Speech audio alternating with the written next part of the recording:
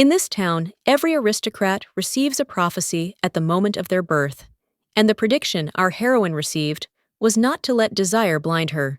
But the girl considered this to be a common superstition and lived her life without restraining her desires. It all started when her loved one betrayed her, and she was ready to give him everything. And then she also lost her little daughter, without whom she could not imagine her life. The man she still trusted loved her, the saddest man in the glittering world.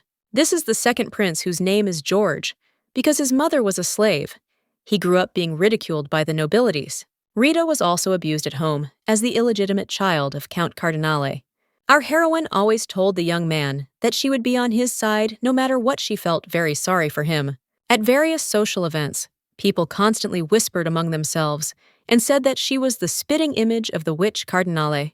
In order to make her lover an emperor, she even agreed to marry an archduke whom she did not love. The partner the father chose was the first prince of the Laspia Empire, the abandoned crown prince. It was the king of the desert north. The great Duke of Catan. Relations with him were a waste of time. After a political marriage with the archduke, she helped George overthrow Prince Carlos, the emperor's favorite successor to the throne. Thus, the girl managed to make her lover an emperor. But what she received in return shocked her. The news was that he had married another woman, elevating her to the status of empress. That night, when she was tormented by a feeling of betrayal, Joseph came to her and asked if everything was okay with his wife. Rita was so upset that she asked him if he could console her. It was a marriage of convenience, which she never wanted, but she had a beloved daughter, Ivana. The maid said that the baby was very cute and needed to be hugged again. Only this child was able to show our heroine what true love is. She really didn't want George to be sad, and she didn't want to see his sad expression either. Seeing his smile, she did not rejoice as if the whole world was at her feet, but Yvonne's smile brought her happiness. This little girl with genuinely shining eyes changed her whole life. This is what is called true love. What she experienced before was not this feeling, but this happiness did not last long. One day, Rita heard angry cries asking where the child was. The girl immediately had a bad feeling, so she told her daughter not to go anywhere from there. Then she tried to calm the little girl down, saying that it was just a game of hide and seek, so she should behave quietly. Suddenly, the doors swung open and a young man appeared, who said that they must find this child. Let them look in every corner. Our heroine did not understand what the emperor's people were doing here, so she asked Sir Robert this question, adding that in fact, her husband was an archduke, and wasn't he afraid? The young man noted that she looked surprised, Lady Cardinale, or should he now call her Lady Catan? The emperor learned of the conspiracy and found evidence of treason. If she gave up her child, he would make sure that the lady was not touched. Rita couldn't believe it. Joseph renounced his right of succession and became a forgotten crown prince. She lived peacefully all this time. When the knights exclaimed that they had found a secret door and could feel breathing behind it, Rita wondered how this could have happened, after which she screamed that if they didn't stop right now, they would stay here forever. Robert stated that it turns out that it's not a rumor that she's a witch. Let her try using magic. The girl hated being called that, which is why she rarely used magic. When she tried to activate one of the spells, she failed completely. Rita didn't understand why nothing worked. Had too much time passed. Why now? Meanwhile, the young people said that they had finally found her. The girl screamed that her husband was an archduke who would punish them were they afraid of him, but the boys answered that they were not. Our heroine grabbed him by the cloak and whispered that she didn't mean to say that she was begging him.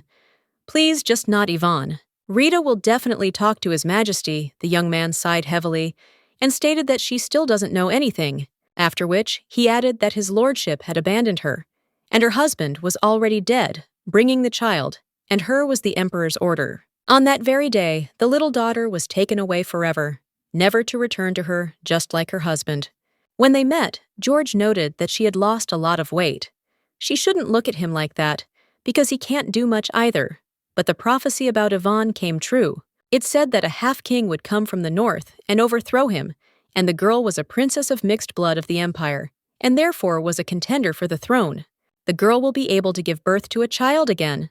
Let her give him a son more beautiful than this daughter from the archduke. Our heroine abruptly removed his hand from her face and screamed at him to get out of here and not touch her. After some time, the man said that she should leave. Already, the girl replied that right, It was time to let Ivona and Joseph go, after which she asked to wait a little longer because she returned to Catan specifically for the two of them. The butler said that there was no time let him run along the path left by His Highness during his lifetime. The emperor ordered him to bring the young lady, but the archduke rejected this proposal. Since then, he had been preparing for this situation. If the boy had given the girl away, the emperor seemed to have promised not to touch Catan, but since he refused, he said to prepare this escape route in secret from her. Our heroine was very surprised. Was he really ready to give up Catan? It turns out that he protected Ivona at such a price. This seemingly cold and inattentive man loved the little girl so much. The girl could not bear it and burst into tears, mentally asking the young man for forgiveness. She felt very sorry.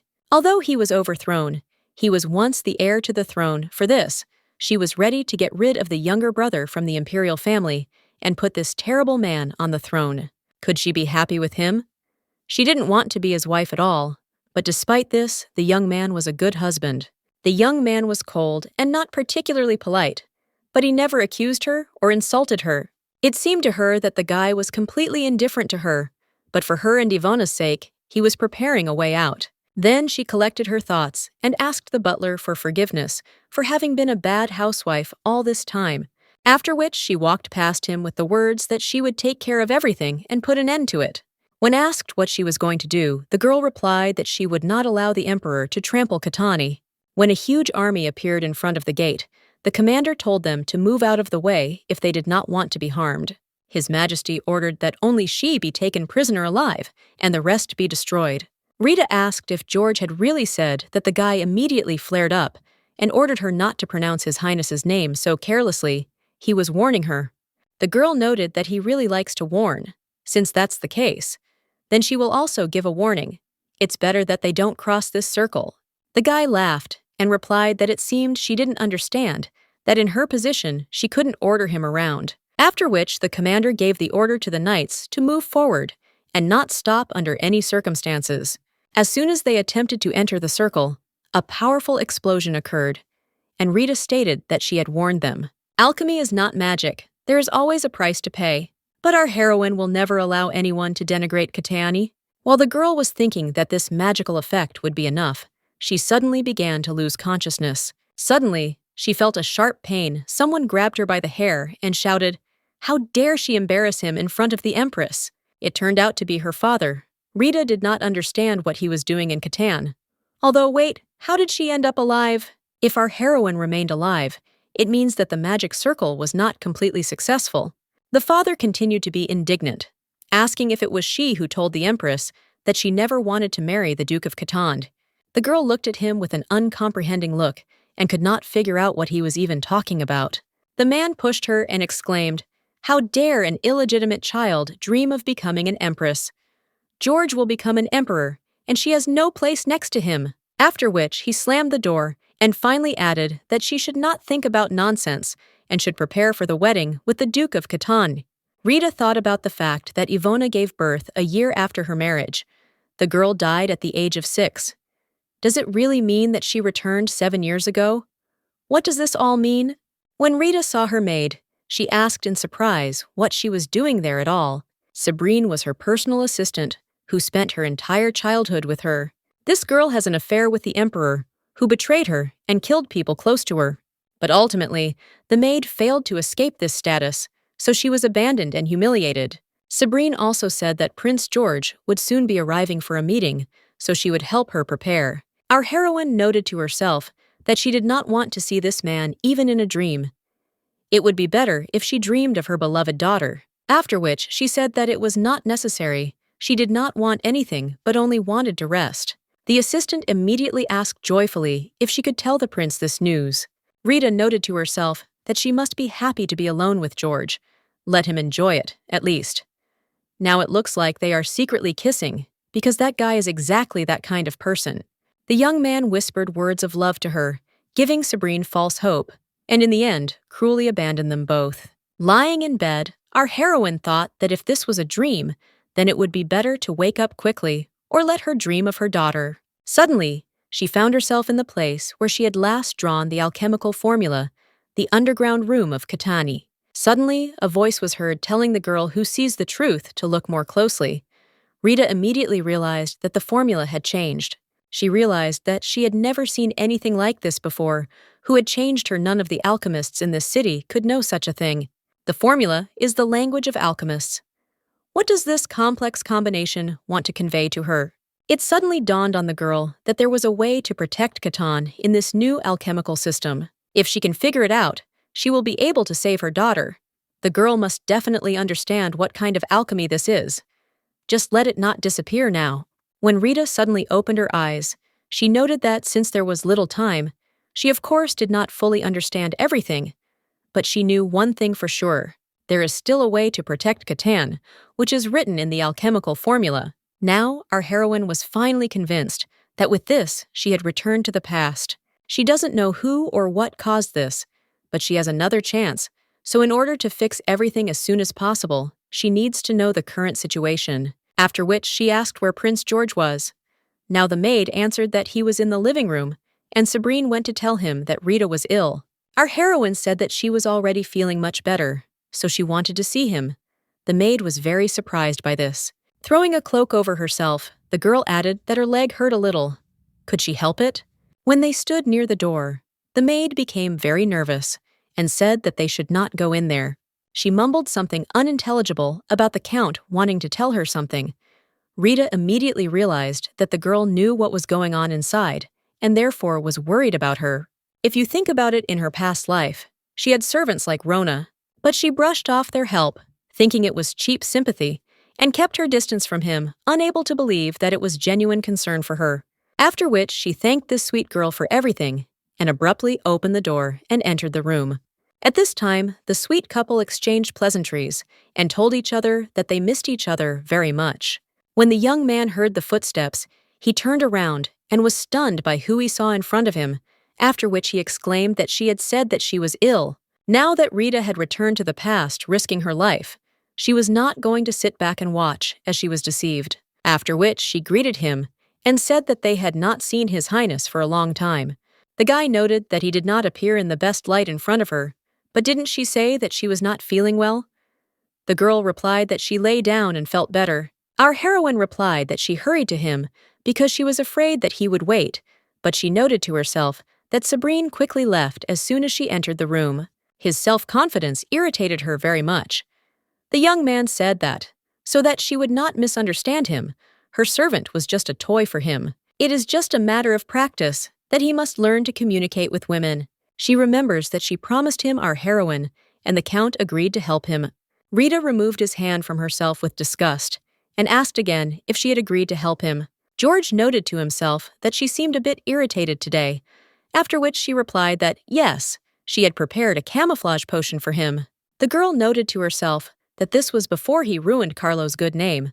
Although he is a prince, but in order to ascend to the throne, he had to tarnish his honor. And finally, using the disguise potion she developed, George disguised as Carlo seduced his cousin, the Duchess, her youngest daughter, and even the nuns in the convent. Carlo's position was threatened.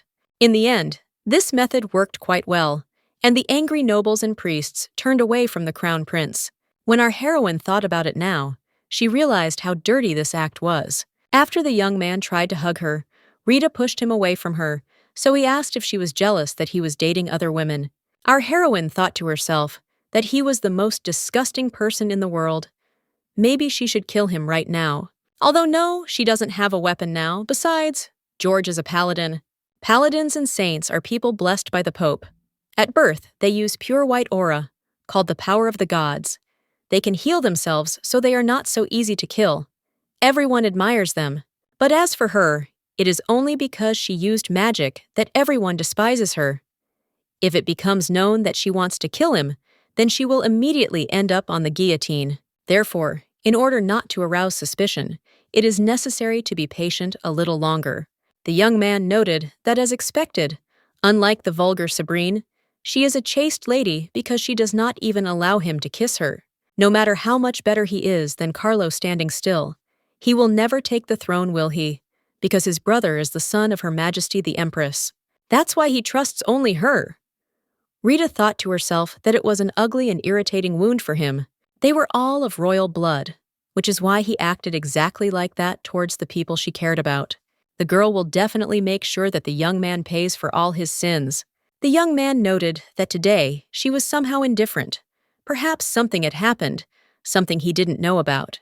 Rita noted to herself that she couldn't get caught, so she needed to behave as usual, so she said that he imagined it. The guy replied that he actually thought that she would be angry with him. Our heroine smiled and said that, as he said earlier, he only has her, so she believes him. The guy found this strange, so he asked if she knew about his relationship with the maid, but Rita replied that she did not, after which she decided to change the subject and asked how he was doing with Count Cardinale. When the young man replied that he had just come to see her, the girl thought to herself that she would have been happy to hear something like that before, but now she wanted to leave quickly and get her thoughts in order.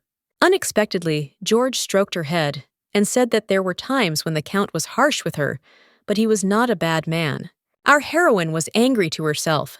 How could she say such a thing, knowing that she was being abused by her father? The guy continued that he doesn't want to force her to marry Joseph if she doesn't like it, but it will help him a lot. Of course, he bets that her marriage will not last long when he becomes emperor. He will make her empress. The young man always uses sweet words to seduce her, exiled from aristocratic society, but now she knows the truth. After which she replied that even if the Count objected, she would still do it. George will invite her to the palace in any case, and it is so beautiful that it cannot be compared with the Count's house. The young man joyfully exclaimed that of course he thanked her very much for this, but the girl noted that he must be busy, so he would go. Having kissed her hands, the guy said that he would come by before his love left for Catan. After he left, wiping his hands with disgust, our heroine called Rona to her and told him to bring all the aromatic oils in the house, and also let her grab some disinfectant solution from the lab. The girl replied that she understood everything and asked if everything was okay with her. Rita replied that yes, she thought to herself that she wanted to wash everything that this scoundrel touched. Then I remembered the phrase about the girl being ready to see the truth with her eyes.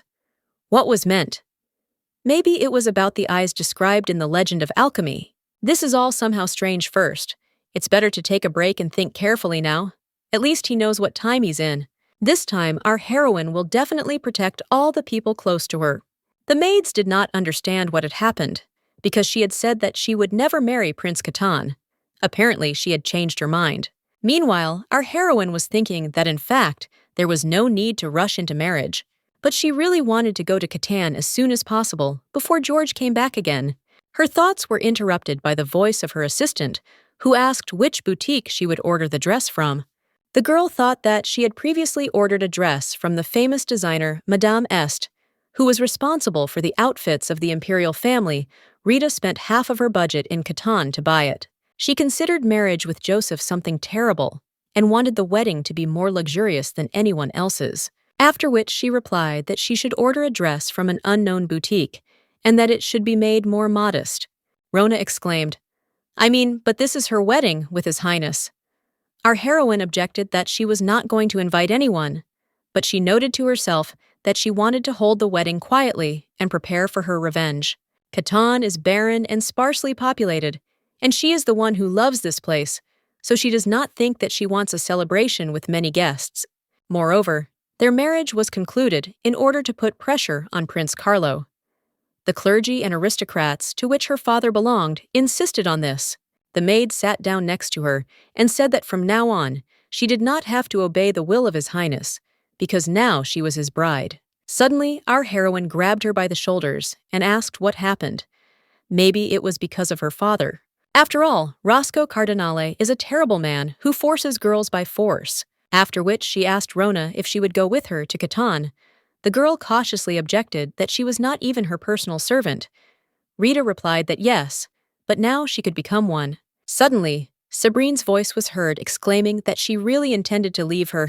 Our heroine noted to herself since when she started eavesdropping, after which she asked what the problem was.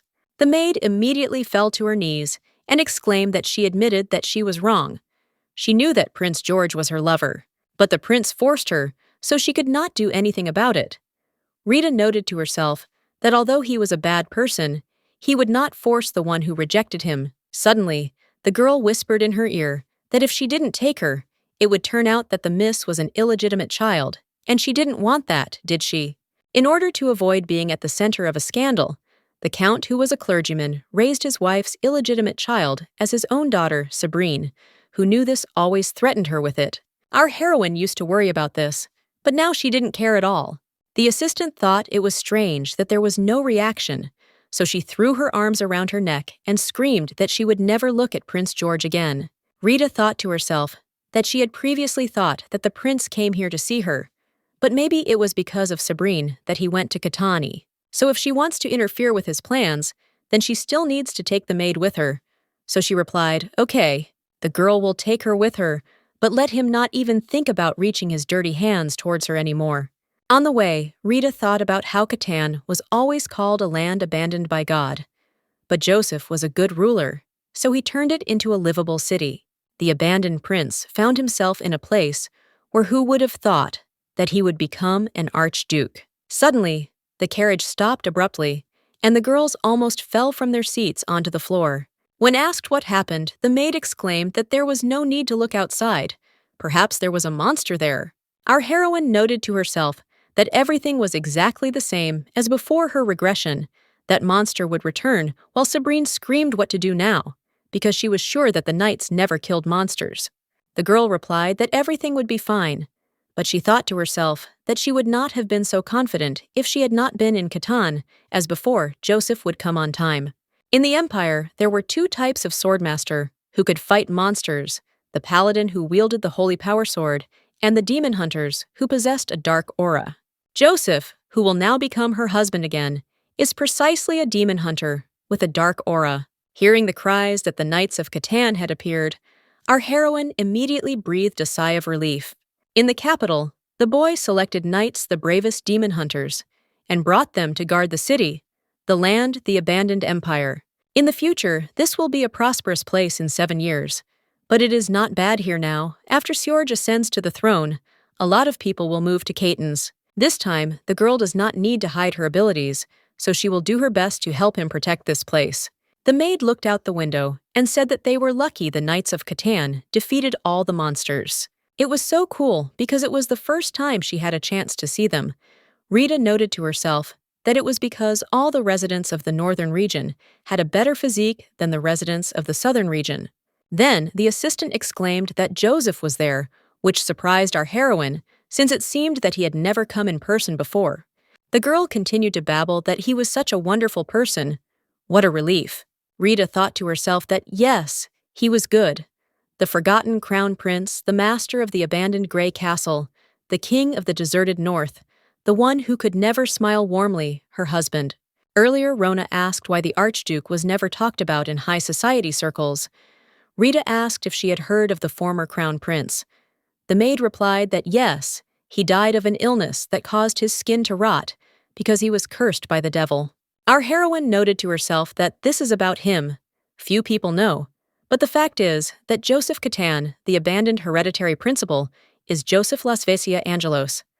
Because of this family, they wanted to hide the fact of the birth of the demon hunter. So they sent him to the cold north, to this cold northern part, where everything is teeming with monsters. They probably expected the young man to die here, and no one could have imagined that Catan would prosper so much. When the boy grew up, he began to avoid crowded places, and in the imperial palace, he was a recluse.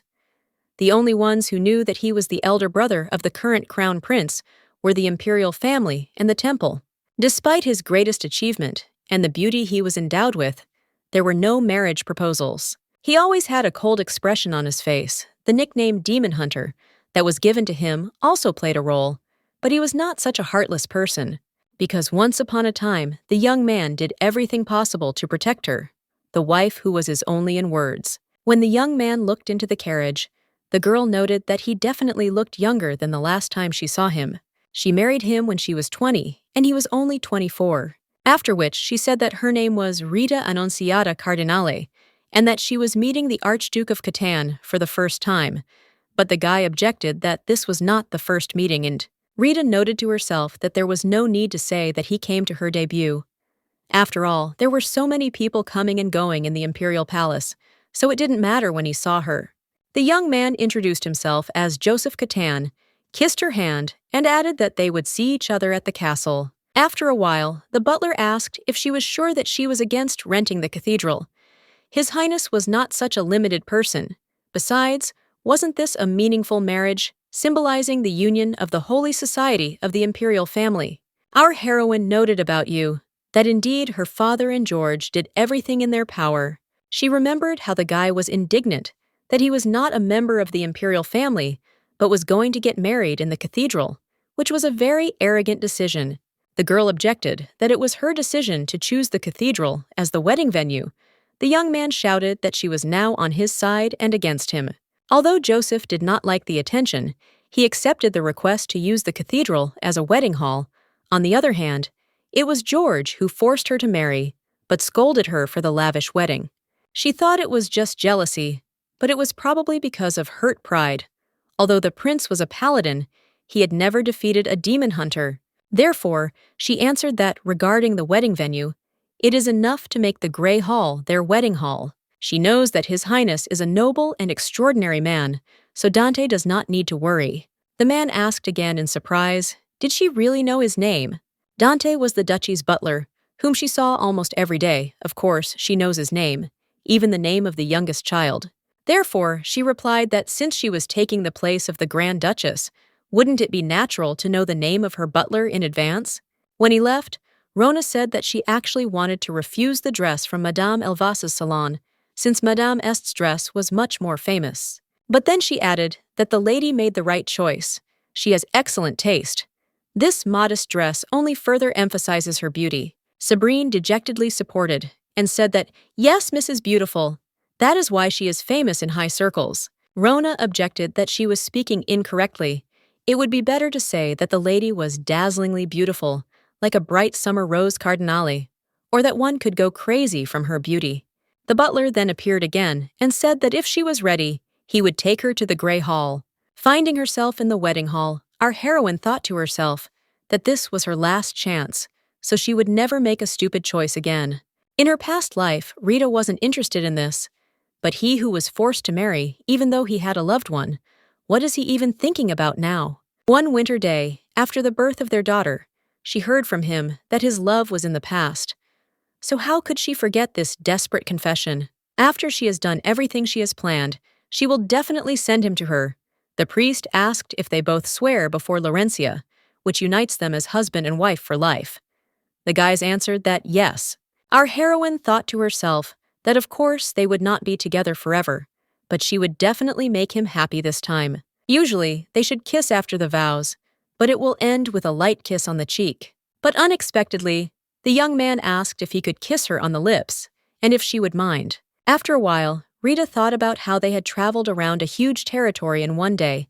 Thanks for the care, although she was thinking about how to enrich the farmsteads. Under Joseph's leadership, Catan has become a livable city, but it is still a barren land. Our heroine needs to come up with a way to cleanse the land using alchemy. Then, the memory of the young man kissing her on the lips suddenly popped into her head. Why did it happen yesterday, but now was not the time to think about it? She needed to deal with the ground. Suddenly, a maid looked in on her and remarked that Madame must be very tired. Now that she is married, she is the Grand Archduchess of Catan, not Lady Cardinale. After a while, the girl thought that since she had regained her life, she would protect what was dear to her. And first of all, she needed to help the third Prince Carlo safely ascend to the throne. If George becomes emperor again, it will not be possible to protect Ivona, even though alchemy turned back time. But this could stop the prophecy of the oracle Laurentia. The young man then told her that there was a prophecy that Yvonne would become a half-queen. Rita clearly remembers the day she became pregnant with her daughter, when she spent the night with Joseph. It was the day of the foundation of Laurentia, the annual festival, when the Cuna shines brightest. The day George won the battle for the throne. The day Saint Eveline was declared empress. The girl does not know whether she will be able to see her beloved daughter again. But if God destined, then they will meet again because she cannot allow her to die like this again. To do this on Ivona's birthday during the Laurentia festival, she must save the third prince who suddenly died. The one who did this was definitely George. To stop the prince and save Carlo, she must build up the power of the Catane, an order of the Holy of Holies. dedicated to the nobility of the empire, who have personal interests and are closely related. Since George is endowed with holy power and has been appointed as the next emperor, the only territory that can help Carlo is Catan. But this city is located in the north, with monsters constantly appearing. The situation inside is not very good due to the harsh weather. But with the trick she had in mind, perhaps they could develop soil and plant crops that would withstand this weather. She also needs to develop her abilities to become independent, because if this plan works, she will see her loved ones whom she loves. If she were destined to be reunited with her daughter, she would do anything simply because she was a mother for the first time and did not know how to treat her. But this time, she will protect her no matter what. Therefore, it is necessary to prepare for the incident that will happen in the capital. Around this time, a voice suddenly rang out and asked what she was writing so quickly. Turning around, our heroine saw a young man in front of her. Although at first she thought it was a maid, the girl asked in surprise what His Highness had brought to her bedroom. The guy replied that from today, she was his wife, and that this was her first time in Catani. It dawned on Rita that today should be the first wedding night. But was it the last time? The guy continued that, if she needed anything, she should let him know. But the girl did not hear him, and shouted that if he wanted to demand the fulfillment of his marital duty, then he should wait. Then she realized that she needed to listen to him to the end, and the young man asked again what she had just said, after which he noted that it seemed she was very worried about having to spend time with him. Our heroine looked at him and couldn't understand how he could be so sweet and innocent. Even the nickname, the Emperor's First Sword, doesn't fit with it at all. The young man added that perhaps she would not believe him, but he would not force her into a relationship that she did not want. The girl replied that she knew that he was not that kind of person. She thought to herself that maybe just as she once hated him, he hated her, but he never showed it. The guy always tried to be polite with her. Then she said that in any case, he came to hear what she wanted from His Highness, right? The young man replied that yes, let him say so. If there is something she expects from him, her husband. Rita wondered if there was anything she would dare to ask him for, since she was a person who owed him a lot. So she replied that no, but they could talk about what they would do next in the future as a couple. After which she handed him the contract and added that it was not necessary, it would just be nice to be careful with each other. To myself, I thought that their marriage was a deal, not the embodiment of love. My father made him a son-in-law in order to put pressure on Carlo's position. Carlo uses Joseph to get information about Cardinale and the Order of Saints. Of course he will lose big since the demon hunter is not one to keep an eye on others. Then I wondered why he was silent for so long. Maybe there were points that he didn't like. Suddenly, he asked what it meant not to interfere in each other's personal lives. The girl replied that even if His Highness had another woman besides her, it meant that she would not dare to be jealous, or he would not be jealous of her, because she is only in name with his wife. But she noted to herself that unlike her, Joseph's love is not a forbidden desire. This time, she will support him. The young man stated that she takes her position seriously and assigns each of them their responsibilities. Rita replied that yes, she became his wife against the wishes of the Archduke, so she would do everything possible for the prosperity of Catan. Her alchemy, for example, would improve the lands. This would help him in other areas.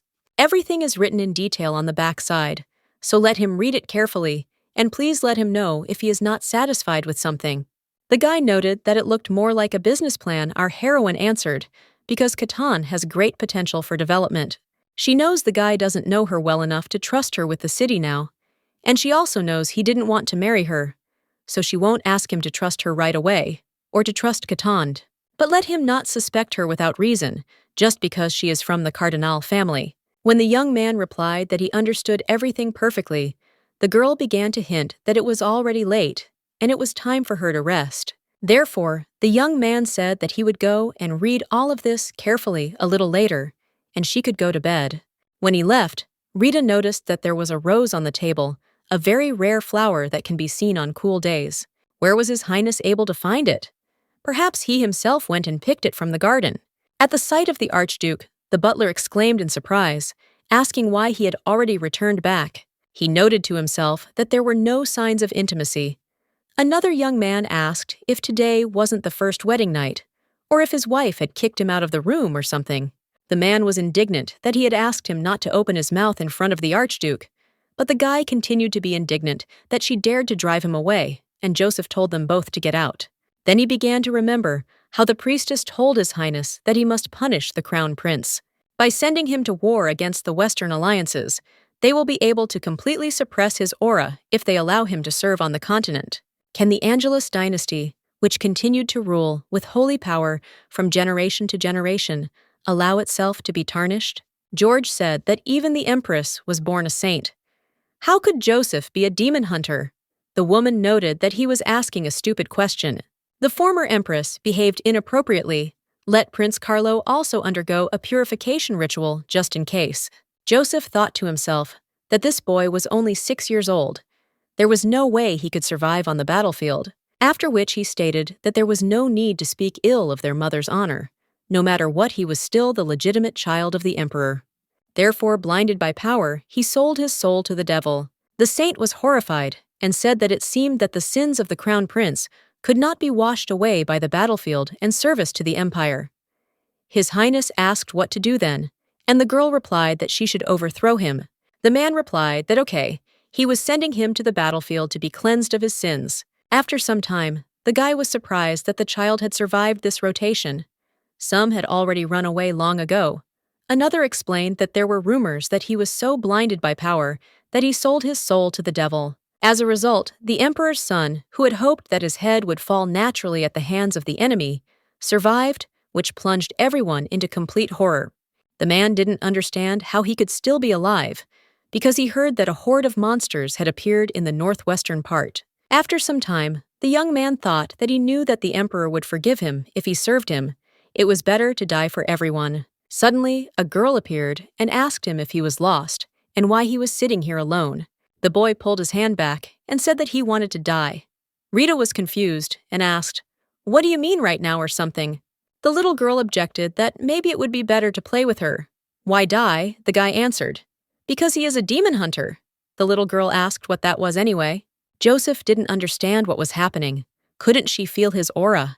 After which he added that he was a dangerous man and demonstrated how a rose withered in his hands. The girl noted that this was all very interesting, of course, but what did it have to do with the fact that he would not play with her? The young man explained that his aura was corrupted. Didn't she know what a demon hunter was? Cardinelli muttered that it meant he couldn't play hide-and-seek or something, eh? The young man asked if it didn't frighten her. The flower declared right before her eyes in his hands. The girl asked what was so special about it, because she could do the same. The plant could wither from just a few drops of poison, after which she began to drip liquid from the bottle onto the rose, which immediately wilted. Joseph stated that she was an alchemist. Let her not boast about her abilities to anyone. Rita asked in surprise why. The young man explained that people in this empire might hate her for having such power. The little girl replied that she also hated such people. They can do as they see fit, because she was planning to leave L'Especian anyway. In any case, let her not die today, because no one in this mansion talks to her anymore. Joseph noted to himself that he could play with her for a day or so, because she looks so lonely. Meanwhile, our heroine asked why the color was brown. The guy explained that he had been to Senston Place 3 times, and this soil predominates there.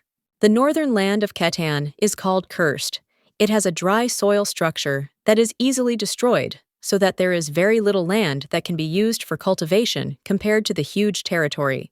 After which she said that it was a brown color, and she knew that the earth on the plains of Sanctine was gray. The young man shrugged his shoulders and replied that maybe there was a little southern soil here. Rita noted to herself that Manuel initially felt hostility towards her, but never showed it so openly. Therefore, she said that he could go and decided to check the soil herself.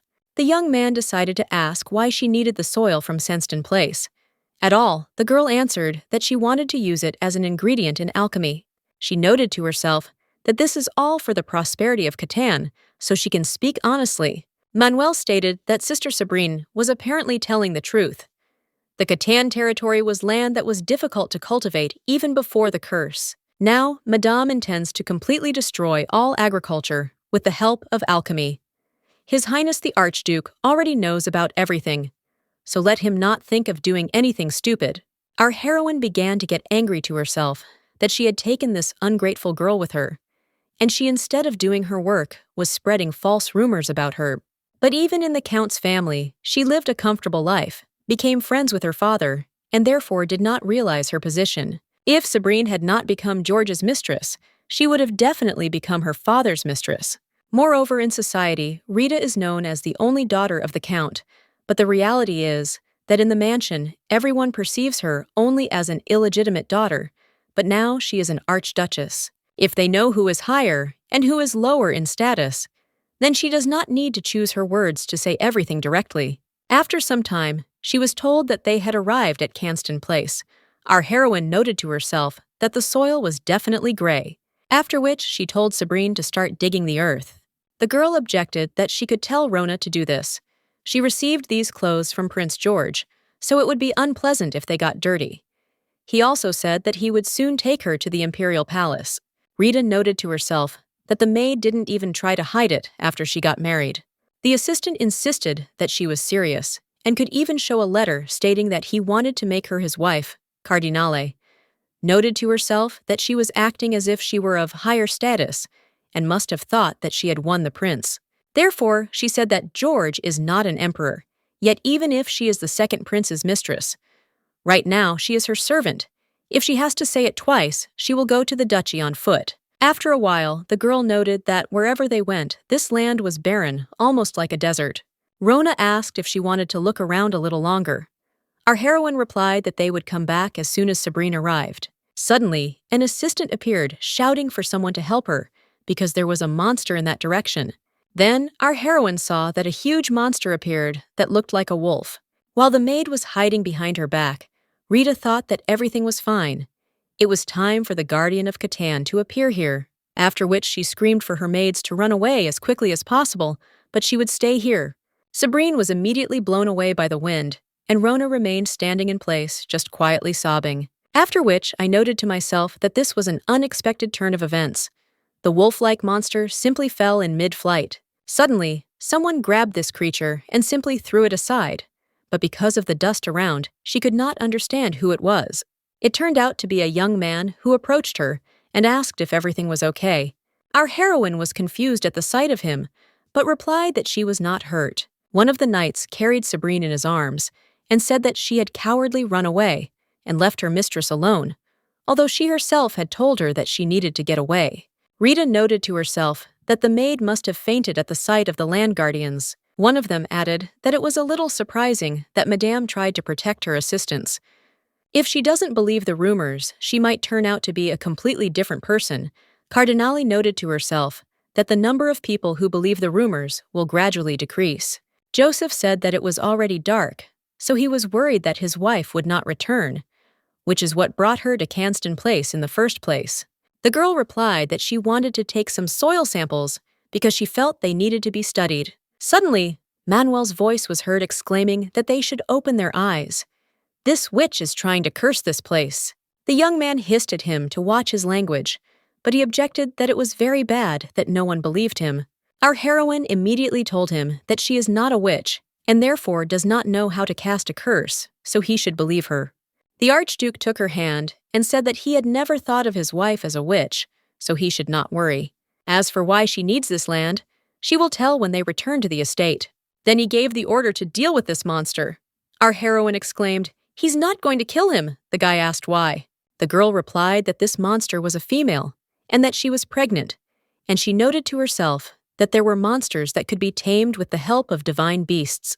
The only way is to raise them from a young age, when they have not yet been exposed to magic. Saint Eveline, who married George, used this method to tame the black dragon Geneva. If only she could tame the black dragon, the king of monsters, it might help protect Catan. She doesn't have the same holy power as the girl, but the wolf-like monster would be a good practice partner.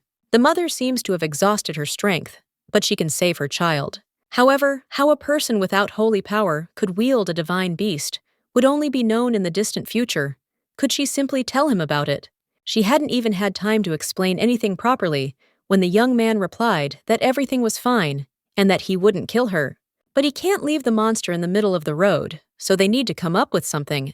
Our heroine replied that there was no need to worry about it, after which she activated her magic. and she added that she would take care of moving this monster into the forest, and she noted to herself that it would be nice to organize some kind of cave for her. Sometime later in the Archduke's library, our heroine noted that the soil was quite moist, so she hoped that there would be no major problems with planting. A young man appeared next and said that she had been looking for him. The girl replied that she had been looking for him because she wanted to show him something. The young man noted to himself that the library had turned into his wife's laboratory. Rita showed him the flask and asked if he knew where the soil came from. When asked if this was red soil, Cardinale replied that, no, it was dirt from the plains of Canston, which meant that the alchemical experiment she had conducted was successful. After which, she added that she plans to change the composition of the Catan soil to red soil, and whether he can show the results of the research to academics. Although there are no alchemists in this city, there are many scientists who study the plants and demonic beasts that exist only in the north. In the future, a magical tower will be built in Catan, and it will be able to borrow their power. Then she added that of course she would use her inheritance and not the city budget, until she could prove that the soil was suitable for planting. The young man asked why she was doing this at all. Rita answered because she promised to do everything possible while she was the great Archduchess. The guy asked her to clarify what she meant when she said that, for now, she would be the Grand Archduchess. The girl noted to herself that she was sure that she had written this in the contract, but why, judging by the expression on his face, did it seem that he knew nothing about it? After which she demonstrated one point, which said that they would divorce when the time came. Therefore, if one day she leaves Spechen, then please do not look for her. She noted to herself that she only wanted one thing. If everything went well, and she and her daughter were able to leave Catan, she would try to provide her child with a happy life without anyone's interference. The young man asked if she meant that one day his wife would simply disappear. Our heroine did not understand why the Archduke suddenly became so angry, after which she muttered that she didn't think that he would perceive this as a flaw in the contract. She noted to herself that when she left, the young man would be happy with his beloved woman. When there was no response from the young man, the girl thought that he was reacting to everything somehow strangely. After some time, the butler introduced her to the farmers she had asked about. Rita couldn't believe her eyes that only 3 farmers had borrowed the territory of His Majesty Prince Catani. The man whispered in her ear that the people were stubborn and had a strong dislike for the nobles, so they would not listen to the Archduke. But our heroine noted to herself that no, perhaps it was because many people hated the Cardinale genus. The history of the civil war between the South and the North has deep roots. Among them, the genus Cardinale, called the Rose of the South, had a very bad reputation, especially in the northern regions. Because he seized the plain of Cara, the only granary of Catan, he provided false documents, proving that the plain had been stolen. He also hired poor residents for meager wages, using them as workers in dangerous places. After which she smiled sweetly and thanked them for responding to her invitation. When the girl began asking if they had all checked the land she had given through Dante, one of them asked if she believed the Red Land was Catan land. Our heroine noted to herself that this man is Mr. Umberto. She knows a lot about him. Before returning to the past, she learned that the man's son died because of the Cardinal family. The man shouted at her that she was a witch and that she should return his child to him. Umberto was one of those used in Cardinale's nefarious dealings, so when he said, "Give me back my son," she replied that if he was so desperate to get him back, then he should give her the money he got from her father. Now our heroine was very ashamed of how coldly she said this. The man stood up and said that he didn't know what she was planning, but he came to say that he would not forgive her. The guy supported him and added that he agreed, after which they left, saying that they should never be called again for such trifles.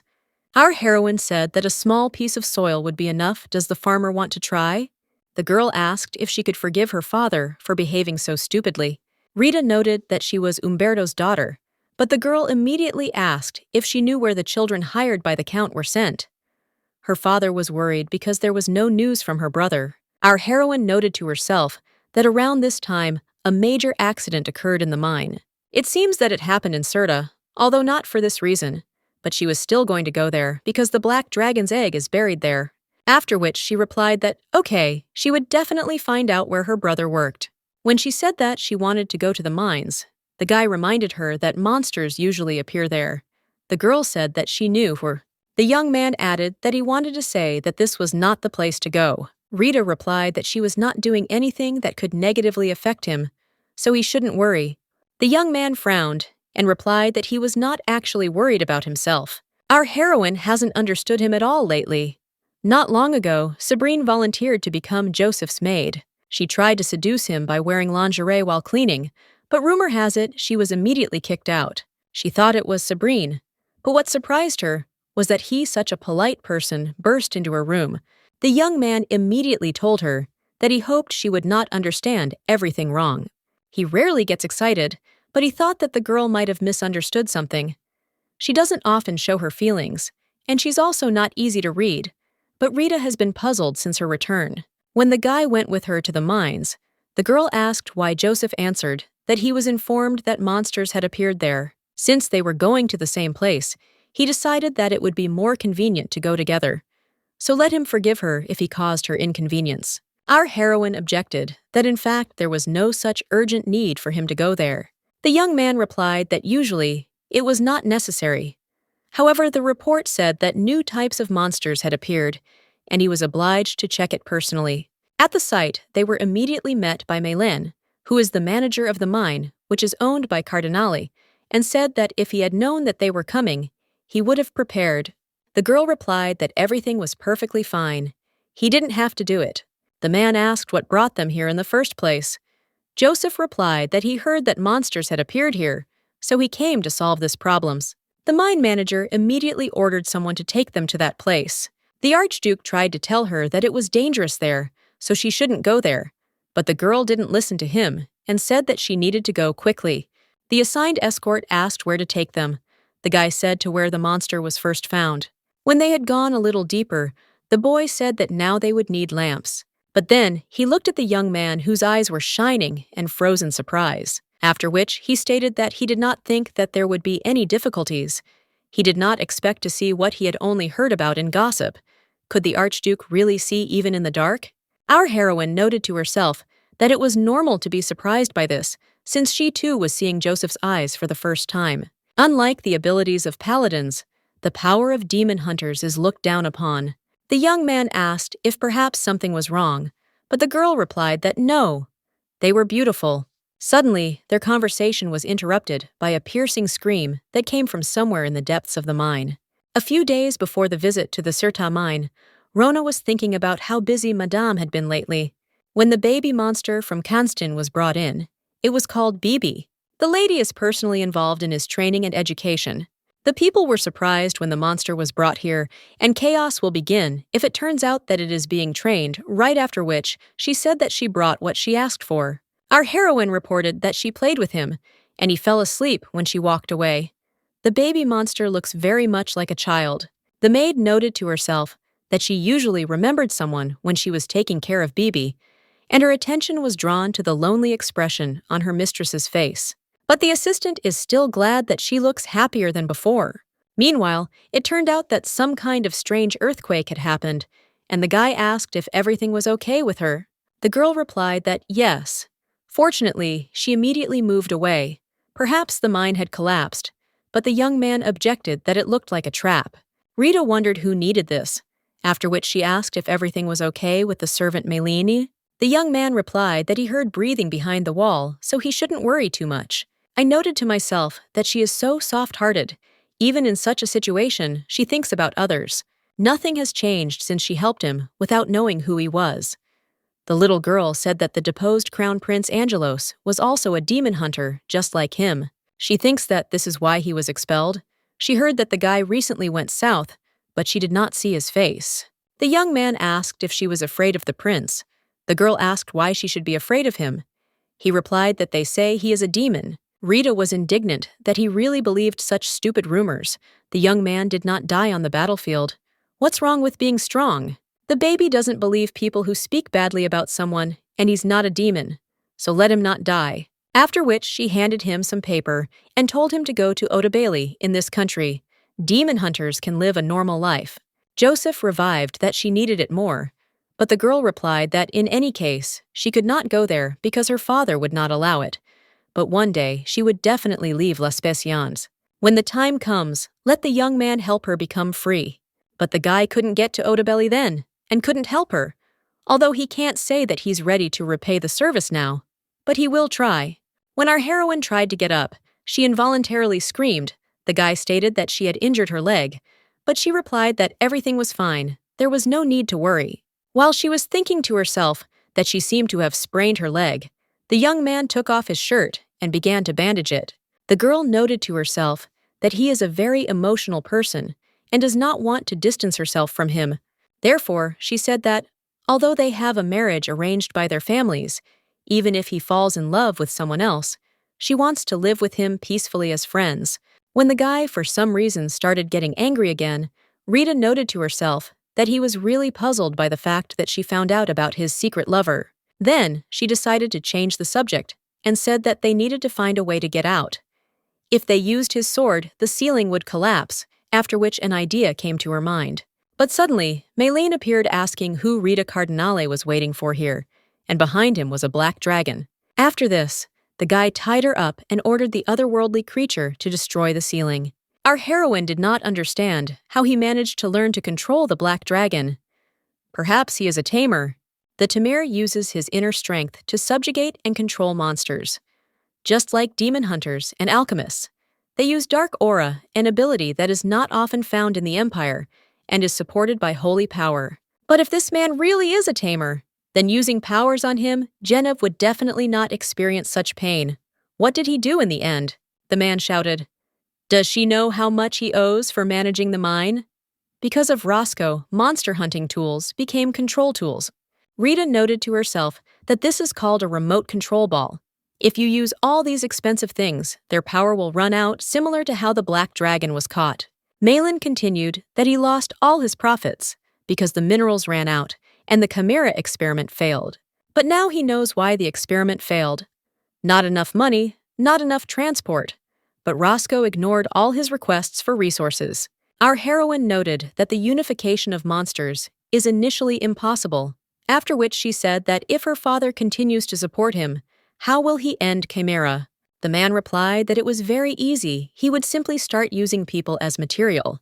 The young man managed to find excellent children to unite with the black dragon. Our heroine hissed that a man like him would be better off dying right here. The guy was indignant. Is now the right time to say something like that? It seems she doesn't know how cute his chimera is, so she'll demonstrate. After this, some strange otherworldly creatures began to appear from the darkness. But the Archduke appeared in time, repelled the attack, and said that he heard the noise, so he came. After which, the young man entered into a fight with them and told her to close her eyes. The girl couldn't believe how dirty the head of the Order of Saints was. This was a chance to let everyone know about it. Therefore, I realized that, first of all, it is necessary to preserve the evidence that exists. Her father had made many enemies. He was the head of the Holy Society, and as a man of power, he could influence the aristocracy thanks to his close relationship with the Pope. Naturally, Cardinale sponsored George's paladins. If everyone found out that such a person was conducting experiments on a living being, then his ideal image would collapse in the blink of an eye. Suddenly, the young man who had neutralized Maylene appeared and told Rita that they had not seen each other for a long time. After kissing her hand, the head of the Spina Assassins Guild, Oscar added that he missed her very much. The girl got married and didn't even say a word to him. She was beautiful, as always. Rita asked him not to come closer. Suddenly, Joseph materialized in front of our heroine, knocked the sword out of his hands, and told him to move back a little distance. The guy was indignant that he didn't even have time to introduce himself, but was already poking a man with a sword. The Archduke objected that he was a hooligan who was threatening a weak woman. The young man said that he was a little rude, because behind his back, there was normal vulgarity different from his. Come to think of it, there are rumors that Archduke Catan is the deposed crown prince who should have been dead. Our heroine stated that he should not use her father's name to deal with her husband. She noted to herself that if the past had not changed, Oscar was still her father's hunting dog. The young man replied that, okay, if she asked so, then he would take them to the Count. The young man asked in surprise if she really wanted to talk to her father. Rita didn't understand why he had such an expression on his face. From the outside, it seemed as if she was a spoiled daddy's girl. In fact, she doesn't want to talk to her dad, but now is not the time to show her hostility towards him. Upon seeing her, Roscoe immediately shouted at her, asking why she was mindlessly interfering in the family business. The girl noted that he was still the same. She didn't expect that he knew about such remote places. He must be here more often than she thought. Malin got rid of Para, but she must not forget about the goal, as she must seduce the deposed crown prince to learn about Carlo's weaknesses, or she likes him. The girl replied that this was impossible. He knew very well how much she loved Prince George. Therefore, there is no need to worry. But she noted to herself that people like George and her father, who possess powerful holy power, cannot die easily. How to get rid of these people in the most painful way, after which she asked why not convince him to buy this mine. Her father asked again if she wanted to sell this useless mine to Archduke Catan, although it would make him happy, but would he agree? Our heroine replied that there was no need to worry about this. She would talk to him. The man haughtily stated that she was not entirely useless after all. Rita immediately remembered that he always addressed her as a useless parasite or a living person. He used such phrases instead of addressing her by name. She once couldn't wait to be of use to her father. It's so stupid. After some time, our heroine found the black dragon and noted that she ran away to protect the egg. Unfortunately, Genevieve did not remain in this state for long. She was worried about the cub, so she could not sleep peacefully. After which, she asked if she was worried she would take good care of her child, so she shouldn't worry. After this, the dragoness sighed with relief and simply disappeared right before our eyes. Rita took the egg in her hands and said that she would do her best because she promised her mother. Sometime later, sitting in the carriage, the girl said that Malin had children locked in the barn and that they needed to be brought here safely. She noted to herself that in the place where a large monster, like a black dragon, dies, a magical stone of exceptional purity appears.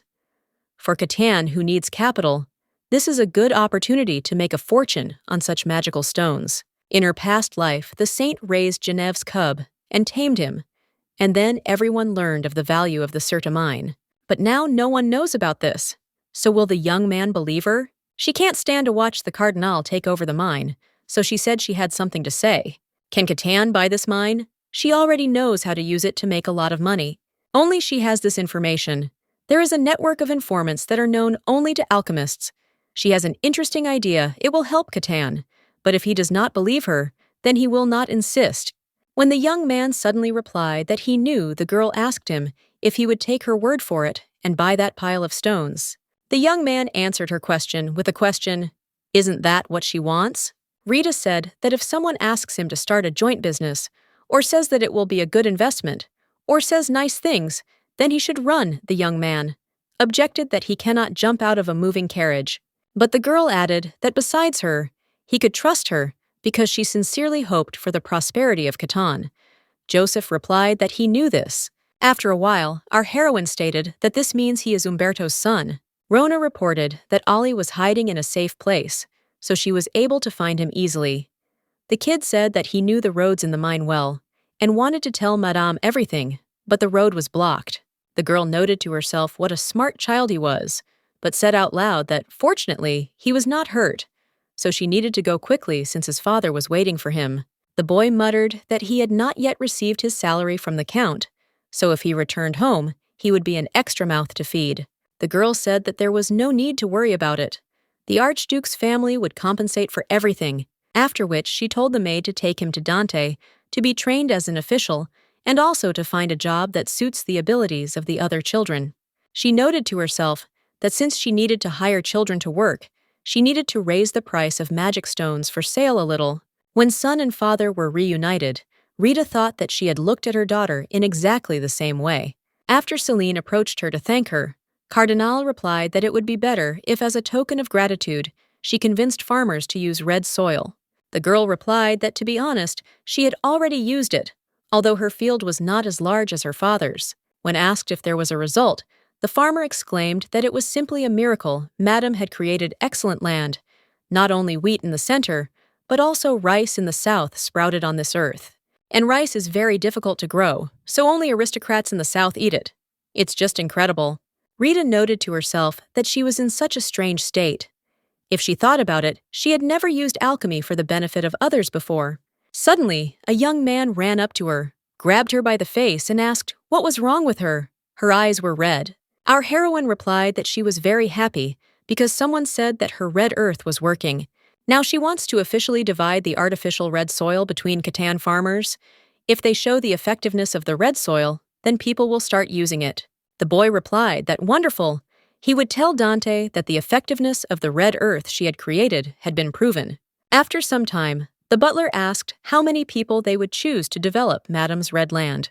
The guy thought that he had been married to her for 2 months, but for the first time, he saw such a sincere smile. After which, he came to the conclusion that he was a bad husband.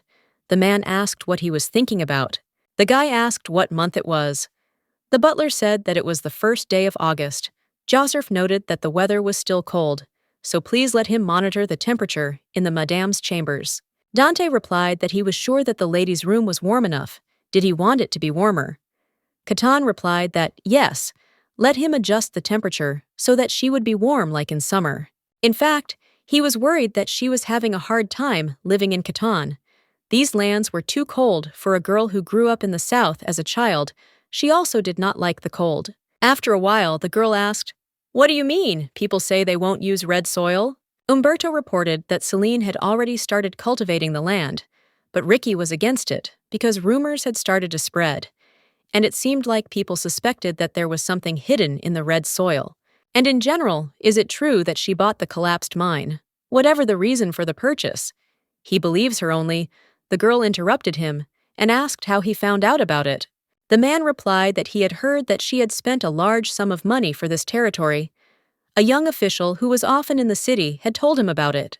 Our heroine immediately understood who they were talking about. It was none other than Manuel. This guy is the butler's nephew due to the sad circumstances that deprived him of his parents. He became a very important relative to him. He is also important to the Archduke because he has taken care of him since childhood.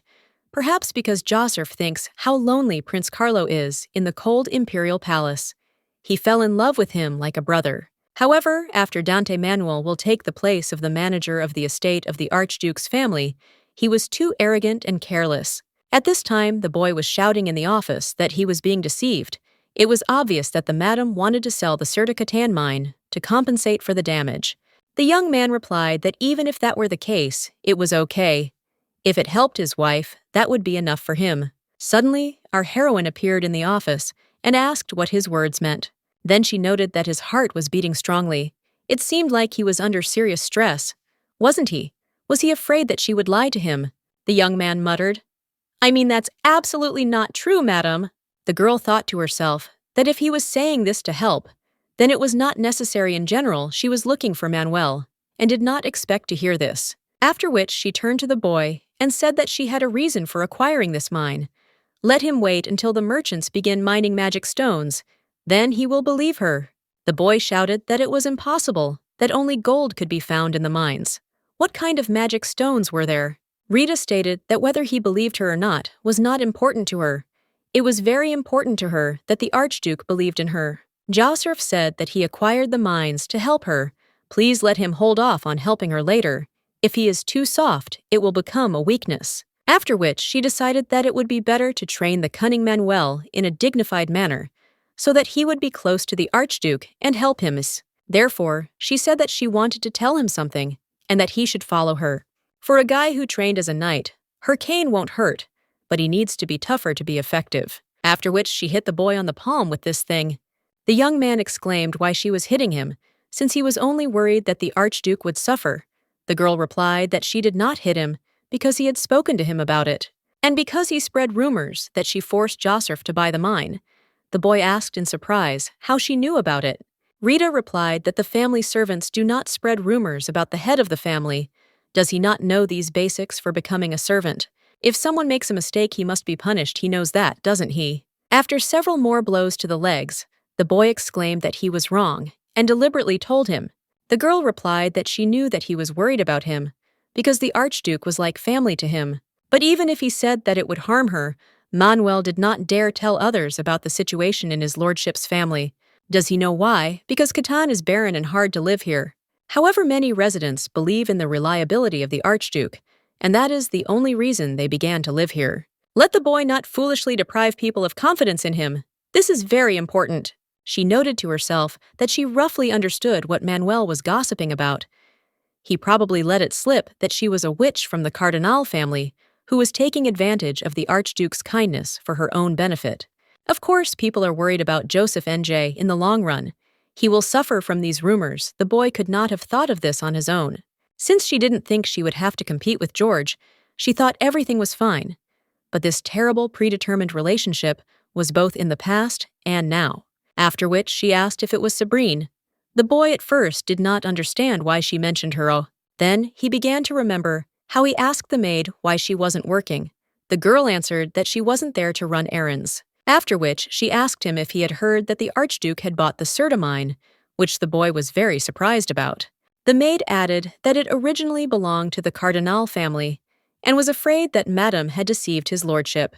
The boy objected that her previous words were not confirmed because Celine said that the effect of the red earth that Madame created was simply magnificent. Sabrine stated that she heard that the whole mine had collapsed.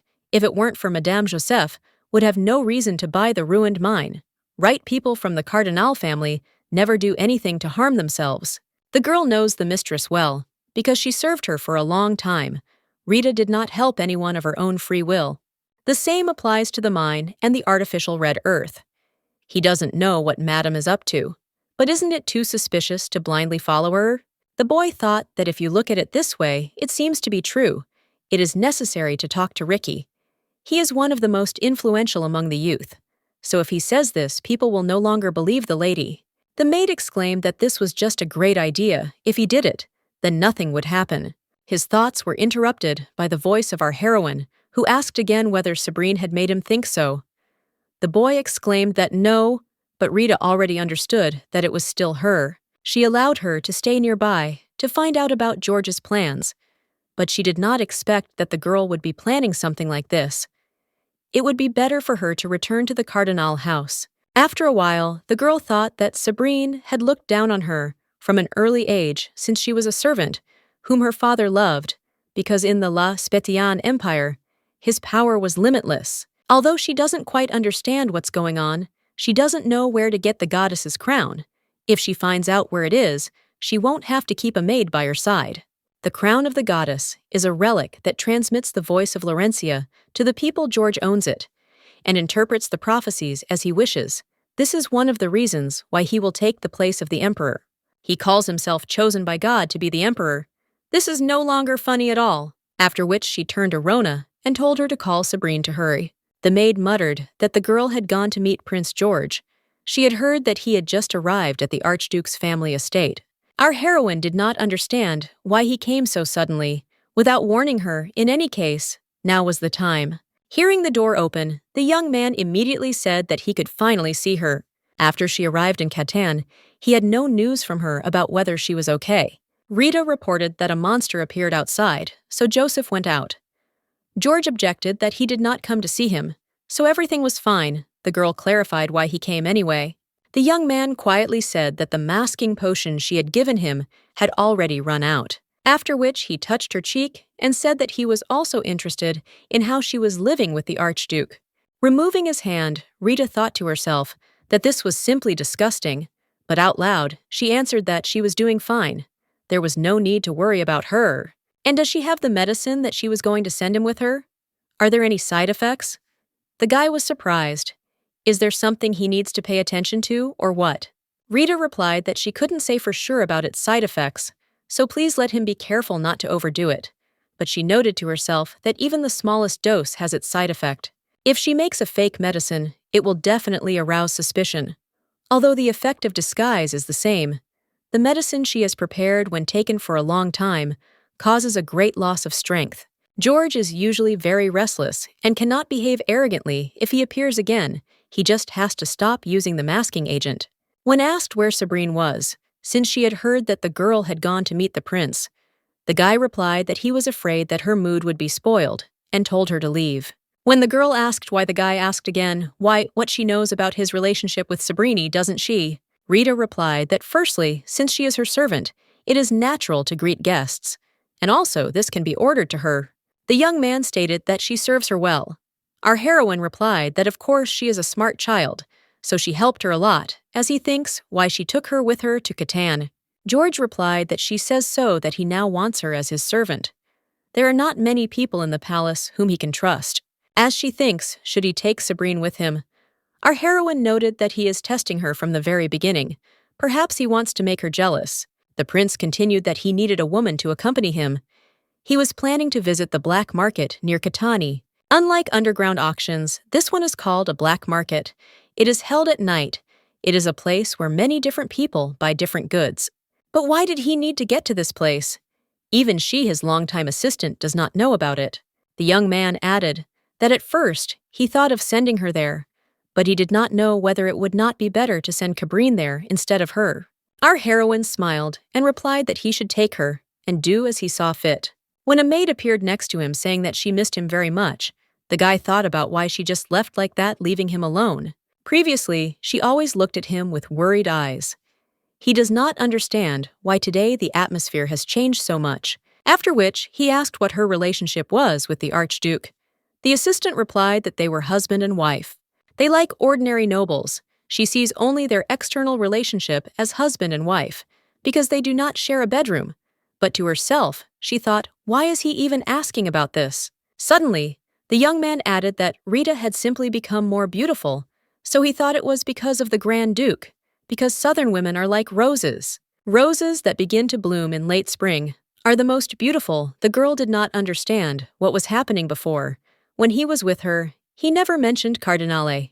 The maid began to feel a little unsure, so she asked if he would take her into the palace. The young man replied that when he said he would take her with him as a servant, Rita was not against it, but he would stay in Catan for a short time to observe the situation. The maid asked again what he had just said, meaning that he would take her to the palace as a servant. The guy replied that yes, his mother was against marrying her. Isn't that the same as being next to him? She said that this is all she wants. Sabrine thought to herself that she didn't want to be a servant, after which she exclaimed that their child would really be illegitimate. The guy asked if she was pregnant. The girl replied that yes, and the child was his. When asked if she was sure, the girl exclaimed that now he really doubted her. The young man began to calm her down and say that there was no need to worry, because he believed her and would talk to her mother. Listening to him tell her that he would take her to the palace and make her Empress Rita, noted that she would hardly be able to help here because it was useless. After some time, our heroine asked if Sabrine had finished talking to the prince. The maid noted to herself that it seemed to bother her that she had been with George for so long, didn't it?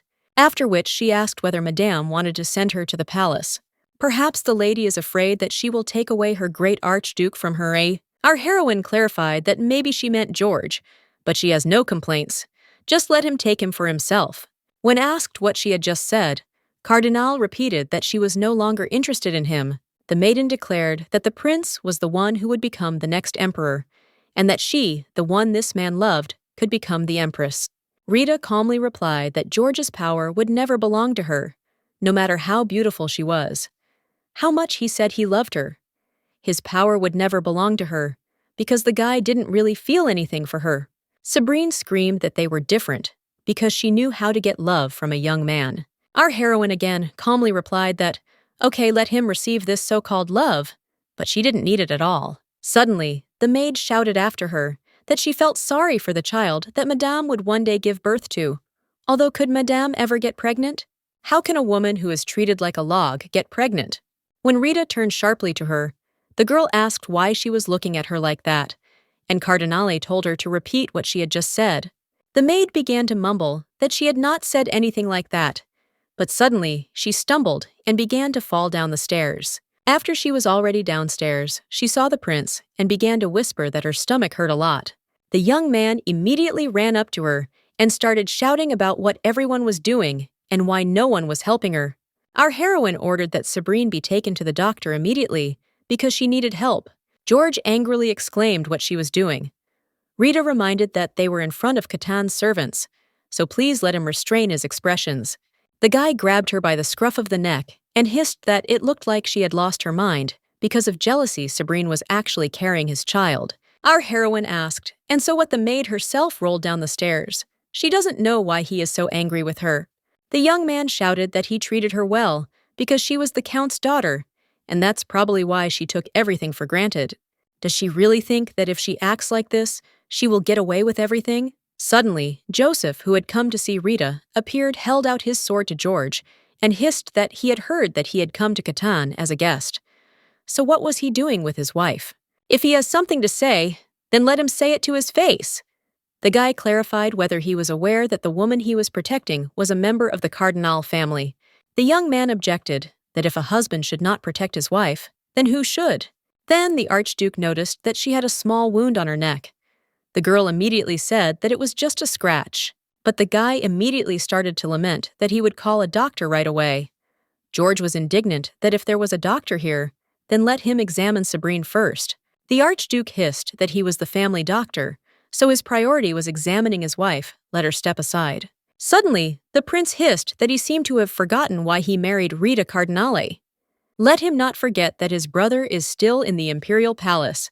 It will not surprise anyone if he suddenly dies. After a while, Nicholas said that he had already applied the ointment, so she did not need to worry about the scar. But judging by her appearance, she was overtired. It seemed that she did not eat and rest enough. Our heroine exclaimed that everything was fine with her, there was no need to worry.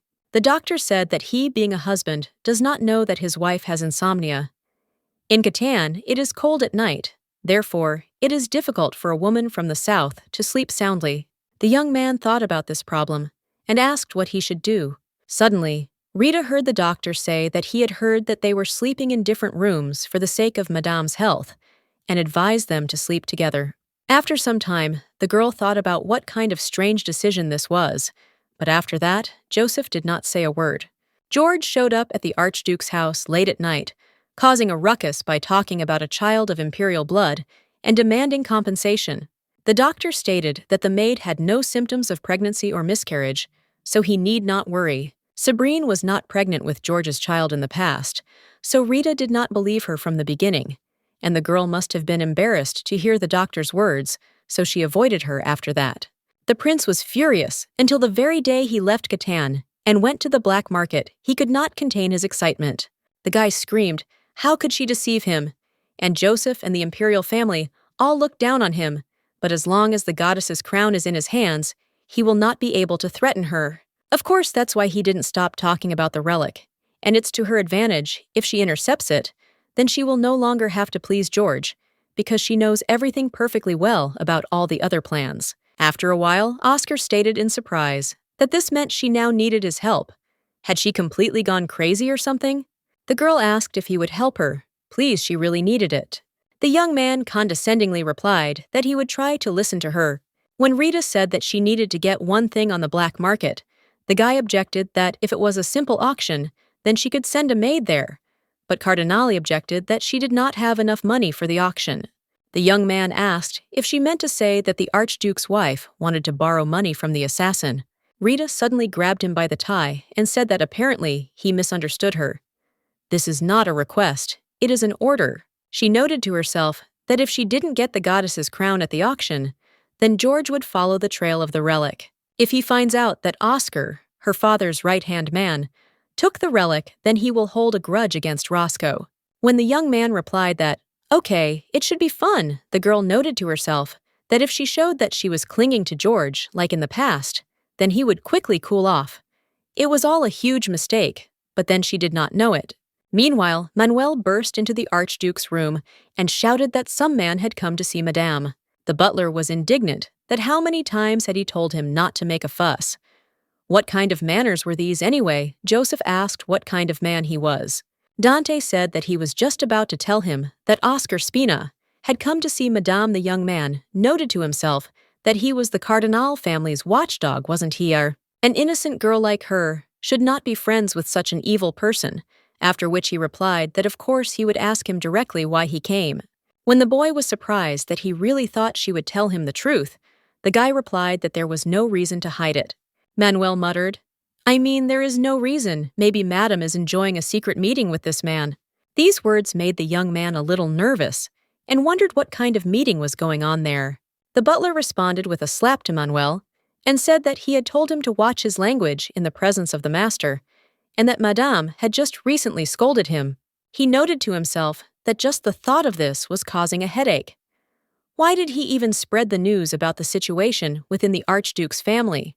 The fact that Madame used only a cage speaks of her kindness. The man loves this guy like his own son, which is probably why she spared him that time.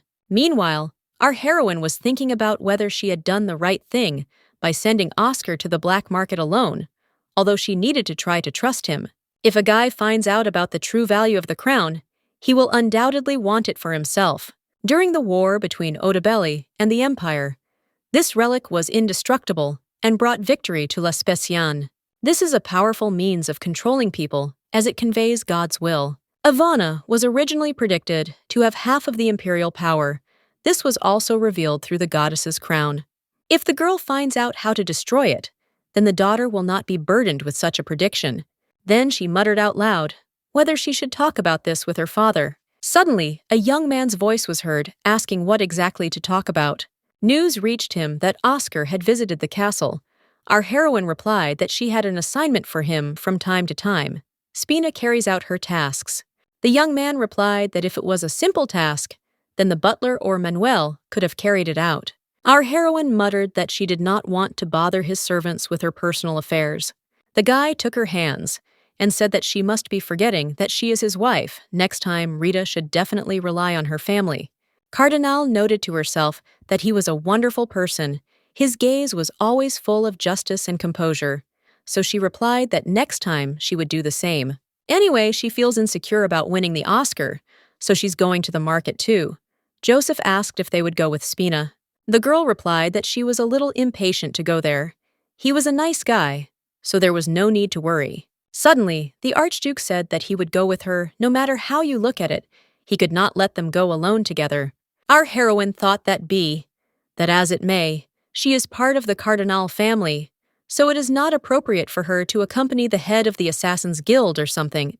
The young man still doesn't trust her, so this makes her a little sad. After which, she said that he should keep in mind that the item she wants to find at auction is for him with Prince Carlo. After some time, our heroine admired the beautiful view that opened onto the market. A city that never sleeps. The local atmosphere lives up to its reputation. But here she would have to sleep with him because there was only one room free. Suddenly, Oscar's voice came from the open window, asking if she was following him. Our heroine screamed in surprise and asked what he was doing here. The young man threw her a box and said that he had found what she needed.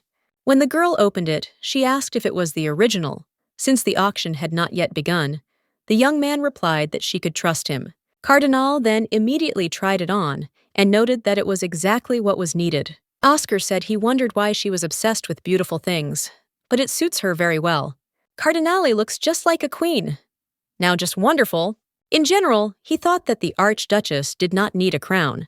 The girl noted to herself that he seemed to simply think that she liked luxury, after which she put a piece of paper in front of him and told him to write down how much money he spent on the relic. Oscar was surprised that it was really that expensive. The girl was surprised and asked if he had stolen it or not. The guy muttered that he was a fool and did not know that the crown was so valuable. In addition, she wanted him to leave a mark by taking the relic. Our heroine immediately noticed that this was a drawing of a rose symbolizing the Cardinale family. Suddenly, there was a knock at the door, and the Archduke asked if he could come in. Spina noted that it was somehow strange that he had to ask her permission to enter the room. When the young man entered the room, he froze in surprise at such a picture, after which he hissed that he had finished his task and could therefore return. Oscar replied that he was just about to go home, but maybe he shouldn't leave since he appeared. So suddenly, Rita didn't understand what kind of situation this was. Their relationship was worse than she had expected, so she told the young man to come back. When he left, the girl asked if the Archduke had finished, but Joseph asked to be called by his name. Our heroine doesn't want to reveal their true identities at the auction, after which she named him Joseph, and added that she always considered this name beautiful. The guy noted to himself that he had some kind of strange feeling, although she simply called him by name. He had some strange sensations inside. Prince Carlo suffers from a mental illness, so he is locked up in a monastery on the property of the imperial family. He could not accept his injury received in battle, so he went crazy. So she just needs to heal his leg, and the boy will get better, so everything should be fine. After Carlo's death, a medicine was developed that could restore damaged nerves, which became known to everyone, but she learned how to create it. The young man looked at her and said that it was already late at night time to sleep. The girl lay down and, closing her eyes, thought that this was the first time since returning to the past that they had stayed together overnight. Joseph asked if she remembered the doctor's advice he told them to sleep together to cure her insomnia. Rita replied that she remembered, but she thought to herself that his advice was unfounded, because in the past she had to adapt to magic. But now, after that day, she has a dream, a nightmare, in which she can do nothing, only watches helplessly as George carries away Yvonne, after which she said that she was sensitive to the place where she slept, so he shouldn't pay attention to her, but she noted to herself that although he was her husband, she was not yet used to being with him. She doesn't know if she'll be able to sleep, but she needs to gather her strength for tomorrow. After a while, the young man noticed that she slept better than Joseph thought, but he could not fall asleep. Suddenly, our heroine began to tremble all over and began to whisper someone's name and say the words, "No, don't touch." So the Archduke realized that she was having a nightmare, after which the young man placed his hand on her forehead and muttered a spell. He noted to himself that he didn't think he would use the spell he used on his brother. The doctor was right when he said that she had problems with sleep because it is difficult for newcomers to get used to Catan. His words were a reproach to him, but he could not answer, for such were his ambitions. Ignoring objections, if she finds out that he contributed to this marriage, how will she react? The guy wants to be a support for her, but if one day she wants to be free, he will let go of her hand. The next day, our heroine noted that it was quite quiet around during the day. The young man wanted to go with her, but she did not want to disturb him because he was busy with work. But he still sent Manuel with her, who said that he would accompany her today. The girl didn't expect him to be sent with her, but his behavior changed after she scolded him. Maybe that's why he thinks he should treat her like a mistress. Suddenly, she heard behind her an old man asking the noble lady for help. Looking closely, Rita noted that the wrinkles on his face looked too fake. Judging by the fact that he has young hands and an old face, he used a masking potion. The man continued that his grandson is sick, but he has no money. He cannot feed him well. The boy immediately said that there was no need to help that old man. Our heroine replied that she knew that he was a liar. Even if he is a real beggar, he is not one of their people. Their master should take care of the locals. She noted to herself that even a simple person like Manuel could understand that this was a masking potion. Of course it wouldn't fool her. Besides, that stranger in white is emitting holy power.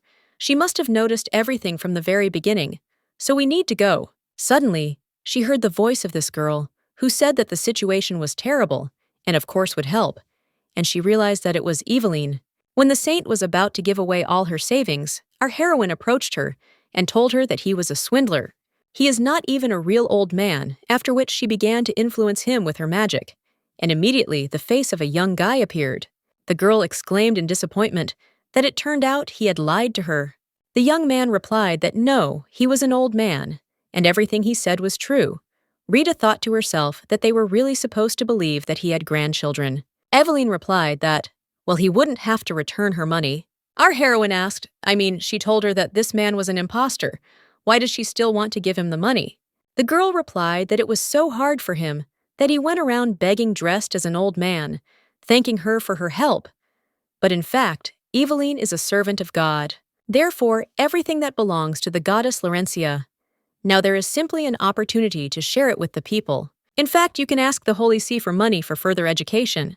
But the papal court in Vespasian, like the imperial family, collects money from the population, the so-called tax. They think about the people, but they squeeze money out of them, swindlers who extort money. Her thoughts were interrupted by Eveline's voice, who introduced herself and told her her name. Our heroine noted to herself that she understands that she wants to know her name, but Rita does not want to reveal her identity. Because it is she who is in her past life will become Joseph's lover, the guy told Cardinale that he has someone he loves. That day, she can still clearly see his sad expression as he looked out the window. Of course, she hoped for the young man's happiness and did not intend to interfere with their love. Immediately, a strange bitterness appeared in her mouth, and the girl exclaimed that she did not need to thank her. After all, our heroine has the opportunity to do good thanks to her, or rather thanks to the goddess Laurentia. Oscar, who was watching all this on the roof, thought that she was crazy, or perhaps there was a trap somewhere here. And that boy looks like he's about to run away from them. What an unpleasant situation, I should have left even earlier. But suddenly, the girl looked in his direction and mentally told him not to interfere. While the young man was surprised that she noticed his presence, the girl showed him a bag of money. The young man was delighted when she managed to do this right in front of his nose. When Rita looked at him and smiled slightly, the assassin realized that it was just a game. A smile like this was a little dangerous. Meanwhile, Manuel reported that if they head in that direction, they will come out of the square. After which, he asked why that strange woman was following them at all. Suddenly, the saint was taken hostage, and the guy who was pretending to be an old man pointed his finger at our heroine and shouted that it was she who stole his bag of money. Eveline screamed that this should not be done, because the goddess Laurencia had to prevent discord between her subjects, but the man told her to shut her mouth. The girl began to whisper a spell that began to strike the intruders. One of the boys was indignant. Why didn't he say that she was a witch? The young man scratched his head and said that he told him that she does strange things. While the boys were trying to figure out the rose thorns that appeared out of nowhere, our heroine announced that it was alchemy. Oscar noted that it was surprising, but she looked relaxed. Was she really ready for this? It looks like the young man will have troubles again, but how he likes it all. When it was all over, Manuel ran towards her and shouted that he was so proud that she was his mistress, a Madame 100, no 1,000 times cooler than his sister Sabrini. From that very day, Oscar, the leader of the largest assassins' guild in the empire, became her admirer. After some time, the girl noticed that there were so many people around. It seems that they are handing out tickets in that direction. The guy was thinking that he doesn't know when and what should happen, but he needs to be vigilant. Last night, pointing a sword at Oscar, the guy asked what he was doing at night, hiding in the bedroom. Spina replied that of course he came to see Rita. He enjoys watching his wife sleep. No need to threaten him. He's not even her real husband anyway. Who doesn't know that they made a deal with Roscoe Cardinale under the pretext of marriage? Marriage is politics, love is romance. It seems he doesn't know this old saying. Joseph thought to himself that this could be his wife's lover. Oscar created a guild and earned a reputation using the Count. But there was no trace of friendliness or loyalty to the Cardinale. Now that Spina had become a guild large enough to operate across the entire continent, it meant that he was no longer just Cardinale's dog. At least he's better than George, who does everything to destroy Carlo, who is 10 years younger than him, after which he replied that perhaps, but now she is his wife. My thoughts were interrupted by the girl's voice, who said that the auction would start soon, so it was time to go. The guy put his arm around her and said that, yeah, she better keep up with him. It's a big auction, so there will be a lot of dangerous people there. Our heroine said that from now on they are a couple. Paderia, he is not an aristocrat, but a rich merchant. The young man immediately took hold of the number board and said that he would participate, but Rita objected that this was not necessary. I noted to myself that he was really pretending to be a husband who wanted to give a gift to his wife. Joseph continued to do what she did not plan. In the end, he bought a ruby necklace at a very expensive price. It has a magical ability to warm the body. The girl asked if he was very cold or something, but the young man said that it was not for him. Then she remembered that she had asked Carlo to stop by on the way back. Then the guy seemed a little embarrassed to her and said that his brother was probably not the kind of person she would be comfortable dealing with. Having said this, he immediately sent a message, and the girl explained that he was His Highness's younger brother, so she would like to meet him one day. The Archduke is in a pretty good mood now, but he doesn't show it whether he misses his younger brother at all or wants to see anyone else. In the imperial monastery where Carlo is staying, Eveline will also be present. Suddenly, the voice of the presenter was heard, who announced that something worthy of attention had arrived, something that brings eternal life. After which, he demonstrated a flask of water, in which there was a real mermaid. Our heroine noted to herself that he was still just a child, but the guy said that the price would start at 100,000 blouses. When human trafficking was banned in the empire, people began to look for living creatures to sell. Among them, the mermaid is the most popular. It was a race with cruel rules. Those who believe in the superstition that mermaids' tears give eternal life capture mermaids and torture them. If the tears of this creature are well purified, it has the effect of slowing down, aging to some extent, but never brings eternal life to people.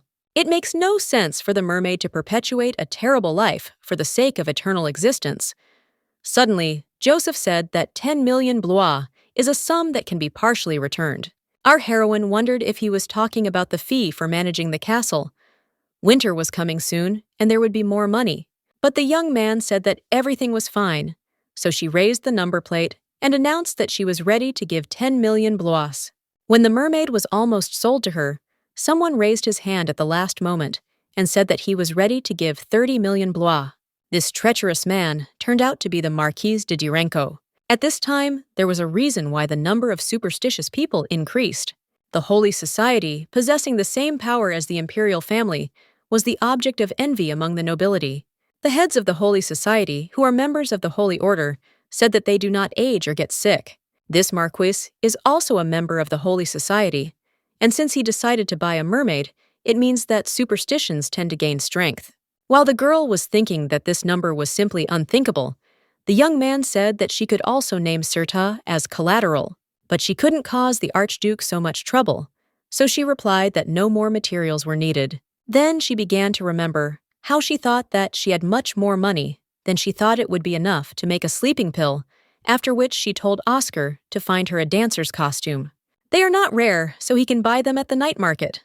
The guy was indignant that she called him again for work, after which he grabbed her hand. Our heroine asked what happened if he had any questions for her. Then she abruptly pulled her hand towards her. Cardinale was indignant at what he was doing. Suddenly, Joseph's voice was heard, asking what was going on here. The girl immediately jumped up, while Rita was panicking about why he came in now, because he would misunderstand everything the guy asked if he should step aside. The young man thought that he had almost asked if that man was her lover, although he already knew the answer. There was a clause in the contract that stated that they should not interfere in each other's personal lives, which is probably why such conditions were necessary. Looking at the box he put on the table, the girl asked if this was the necklace he bought at the auction. She was seeing the artifact jewelry for the first time, so could she take a look? Unexpectedly, the young man replied that no, she could not look at him. Our heroine muttered that it was a gift, so she thought it would be better if she saw it first. The Archduke was surprised that she knew that it was a gift for her, but the girl asked again if she could take a look. But the guy again answered that no. Rita thought to herself that he clearly didn't want to talk about it. Apparently she had rushed. She didn't need to panic when he walked into the room and saw that picture of Oscar. He even prepared a gift for Eveline herself. He's not at all interested in her relationship with the assassin. After some time, the young man asked what kind of outfit she was wearing. Rita explained that this was for the sake of saving the mermaid. She would pretend to be a dancer and try to get closer to the Marquise, because dancers cover their faces, showing only their eyes. She thinks this will be enough to fool him. The Marquis is very famous for his dissolute lifestyle. If he publicly revealed his personal one, then it means he stayed at the mansion of Lord Nata. The dancer's clothes fit perfectly, and she also finished her sleeping pills thanks to Oscar doing his job quickly. Then she asked if Joseph felt awkward. The guy answered that this was not so. But why was she so worried about this mermaid? Our heroine thought to herself that when she saw the trembling mermaid, she remembered a lot. A black dragon closing its eyes in concern for its child, Bibi crying in search of his mother after his birth. Even the child she loved more than life was kidnapped right before her eyes. The merman's mother, who must have been anxiously searching for her lost child and could not sleep properly because she missed her son, this is what she thought about. But there is no need to tell him about this. The young man said that he cannot let his wife go alone. Rita objected that although the Marquis was a member of the Holy Society, it would be dangerous if he found out that Prince Catane had participated in the auction. Suddenly, the young man handed her something and said that he thought it might help. After some time, the girl explained to the knight that she was from a traveling group, but was the only one who was late because she had business. When asked who was next to her, the girl answered that it was a demon hunter who could perform a sword dance. To herself, our heroine thought that she should not have brought him to this place. Joseph was a polite and courteous man, which made her wonder if he would have been chivalrous if he had become human. Because of her clothes, there were men who harassed her, but the guy dealt with them with his bare hands all the way, and she thought that he would quietly follow her. To be honest, he showed himself to be so different from his everyday self. It's a good thing she told him to leave the sword. Otherwise, he might have attracted attention. The great Archduke of Catan committed murder on foreign territory. It's scary just to imagine it. When they were inside, the girl asked who was wearing the clothes of their traveling group. She was seeing both of them for the first time. Our heroine laughed and replied that she must just be tired, after which she took out a bottle with some liquid and added that she absolutely needed to sleep. When the scent from this bottle spread over her, the girl immediately fell asleep. Rita noted to herself that they had discussed this, but she was prepared. It's a mild sedative, so she'll wake up in an hour or two. The young man grabbed his head and quietly whispered for her to please give him the antidote. But our heroine objected that he also needed to get some sleep. The young man tried to resist it, but he was unsuccessful. Rita noted that at first she did not intend to put him to sleep, but he was too noticeable. She used an alchemical formula for concealment, so it will be fine even if he is without a mask. She didn't even know that the guy was wearing masks, which were once worn by young demon hunters, for so-called protection from the sun. But in reality, it suppressed their aura. Come to think of it, 20 years have passed, and she can't remember his face since then. But even in the Cardinal mansion, he hid for a while to avoid being watched by people. There was a young demon hunter. He wanted to somehow hide what was troubling him in his heart. But she remembers that in the end, his father took him away. Even she who tried to help was locked in the dungeon and didn't know what happened next, so she's sure that a lot happened to Joseph too. Then she covered her face and said in parting that she would return soon and that he should rest peacefully for now. Entering the room, our heroine noted that this was the Marquise's room. It took some time to find it, since Daryenko was currently drinking. It was necessary to quickly save the mermaid and get out of here. Then she noted that he had left the incense. It was good that she had taken the antidote beforehand. Then she heard the sound of water and found a jar in which was this creature only in the shape of a fish. While she was telling him that he didn't need to worry, because everything would be fine, now a voice came from behind him, stating that Danju had told him to look forward to today's performance. The man could not even imagine that they would send him such a wonderful gift. When he began to stretch his hands towards her and tell her to come closer, the girl began to spray sleeping pills in his face. But suddenly, someone hit him on the head and knocked him to the ground. It turned out to be a young man who showed her to behave quietly. Our heroine realized that she had almost called him His Highness out of surprise. While she could not understand how he could have already come to his senses, the young man angrily asked if he had not told her that it could be dangerous. Rita muttered that she was very sorry. She thought that she could easily deal with the Marquise, and that everything would be fine. She didn't want to involve him in anything. After which, she looked at the Archduke and asked if everything was okay with him, because he didn't look well. It might be a side effect of the sleeping incense, but the guy said that we need to leave. The girl continued to say that she knew that he was angry because she acted on her own, but let him look at her. Joseph said that she should please move away from him. Rita noted to herself that this was a specially created scent for sleep. But what side effects does it have? After which she looked down and wondered if this was a sword or something. The young man once again shouted for Rita to move away from him. The girl thought that he had not taken his sword with him, but what had just happened then? Then it finally dawned on her what it was, and she decided it was most likely due to the aphrodisiac, after which she exclaimed that it seemed the Marquise was using this strange drug. Apparently this was its effect. The guy again asked her not to touch him. On the way, the young man thought that she must have been offended by him, while the girl thought that he was clearly uncomfortable around her. How could a man with conservative views conceive Ivona with her? They were a couple, but even in their past life, they only slept together once. Our heroine was so drunk that she was left with only vague memories. When they arrived, the butler said that it seemed that the message had not yet reached Prince Carlo, so the guy said that he would go check and come back. Let him wait for him, here please. Our heroine noted to herself that this did not look like a monastery at all, but rather like a prison. If he was locked up in such a place, then most likely he was depressed. Oscar suddenly appeared, greeted his queen, and asked if she missed him. Rita noted with surprise that he had followed her without her knowledge, and asked if he had not returned to Cardinale. The guy asked her if she was too heartless, if she really didn't need him anymore. The girl replied that no, she just thought he was busy. The young man replied that even if that were the case, he still came because he wanted to see her. The girl wondered if it had ever happened that Spina had stalked her like this. Although in fact there was some affection, after which she began to remember how she begged him to kill George. The young man asked again if she wanted him to kill the emperor of this country, after which he stated that she had approached him too late, since she did not have what he needed now. In any case, this young man does one thing and says another, after which she told him to hide for a while. It would be no good if Prince Carlo noticed him. The young man objected that his queen did not need to worry. To himself, he was thinking why he was following her at all. He thought that she had broken up with George, and she had gotten married without telling him anything. So he was a little angry, because he was so smug. After some time, the priest of the Rose Monastery, Raffaello, apologized for being late. The news was late, perhaps. There was an error receiving the message. Joseph replied that everything was fine. They hadn't seen each other for a long time. The clergyman bowed and greeted Her Highness. The Archduchess, may the grace of God be with her.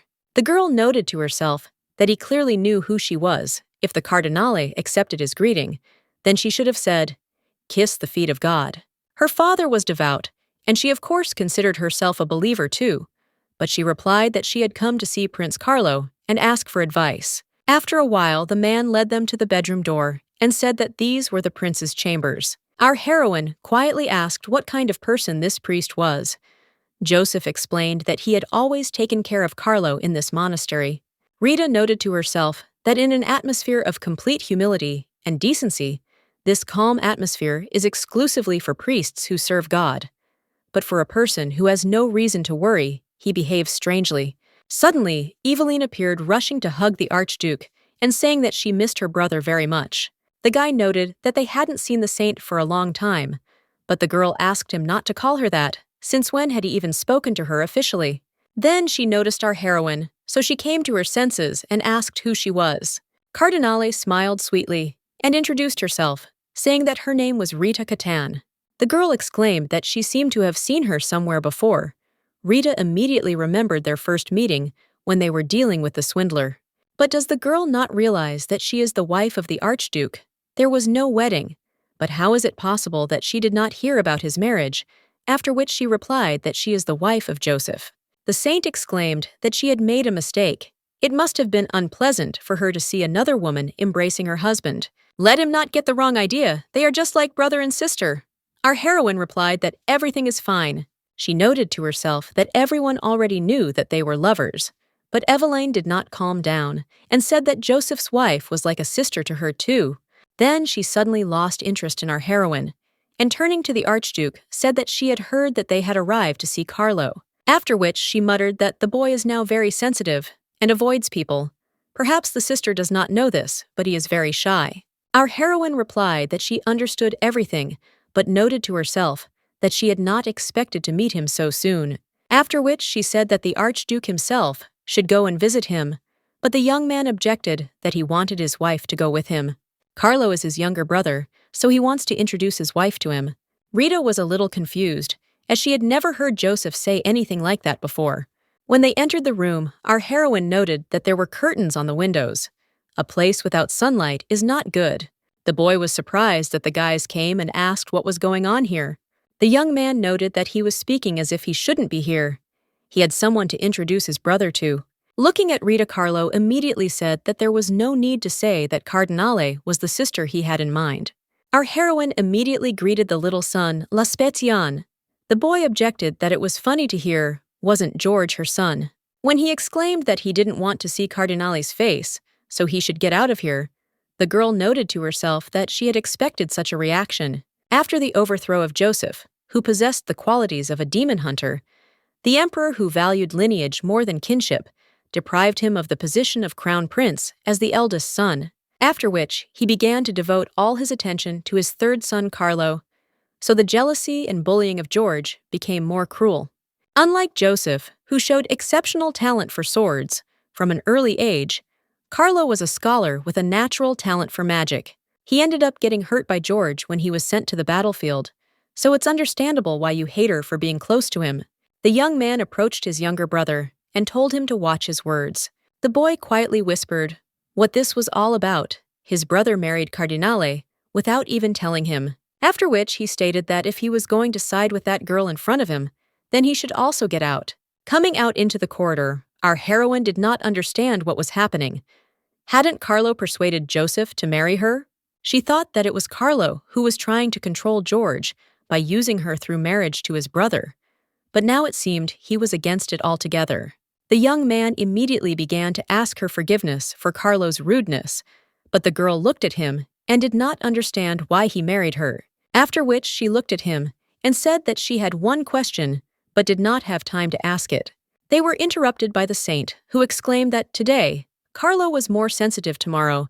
She would try to convince him they were planning to stay in the monastery for a few more days, weren't they? She has prepared the largest and most beautiful room for them, so she is now leading them straight away. Our heroine thought to herself that she actually had an important conversation with Joseph. But now she could not continue this dialogue. Then she decided that she needed to deal with the others first. After which she asked if she by any chance knew where there was a sea with mermaids. The girl was surprised why she was asking about this. Rita showed her a jar with the mermaid she had saved and said that she would like to return him to a place where he could live better. Eveline exclaimed that she knew that there was such a sea near the monastery. She often saw mermaids coming ashore there, since she was asking the girl would personally do everything and release him into the sea. Our heroine noted that the creature was behaving strangely, as if trying to avoid the saint's touch, so she said she wanted to let him go to sea right now, so they could go together and do it. The girl replied that it was okay, and added that Rita was stricter than Eveline thought. He needs to grow up and get stronger, because he is still too small to be released into the sea. Cardinale was surprised to herself that she simply wanted to help him and free him. She was not going to throw him out into the storm. The young man intervened and said that he would go with them, but the saint said that it was not necessary, since he wanted to go with her alone. After which she added that they needed to talk. Rita noted to herself that she had obviously said this specifically in front of Joseph. On the way, Cardinale thought about what she was going to tell her, perhaps to make her leave her man alone. The reflection was interrupted by the voice of Eveline, who said that they had arrived. This is the Emerald Sea in which mermaids live. Our heroine admired that it was so beautiful, but the girl explained that it was because people rarely came here. Rita noted to herself that in such a calm sea, you can immediately release the merman. They remember each other's scent, so if the mermaid is looking for her child, she will find it right away. Suddenly, the saint asked if she really wanted to save him. Our heroine asked if she had any doubts or somethings. Eveline replied that she was just asking to be honest. It would be nice if she turned out to be what they say about her. Then Joseph would return to her because he originally belonged to her. Rita expected this because his phrase about his love being in the past was always in her head, because she understood how strong their connection was. But in this situation, these were not the right words, so she clarified whether this was all she wanted to say. She noted to herself that she knew about this. Then why did she have some strange feeling, after which she added that she should return home? When our heroine released the fish into the water, he immediately transformed into a mermaid. After his mother appeared, Rita noted to herself that she had heard that adult mermaids were the size of a mountain, but this was the first time she had seen such a large mermaid. Then the creature stated that it was she who saved her child. Our heroine replied that yes. The girl muttered that even among pathetic people, there is someone who deserves respect, after which she glanced at the saint and added that if she were Rita, she would not get involved with Hari. The saint was indignant that what she had just said had actually insulted her. The mermaid ignored her words and handed Cardinale an emerald, saying that it was a reward for saving her baby, a precious stone, with which she could ask for the help of the Sea King. This will only be possible once, so she should think carefully before using it. After a while, our heroine looked at the stone and thought that she hadn't even explained how to use it. Carlo's medicine is not working effectively.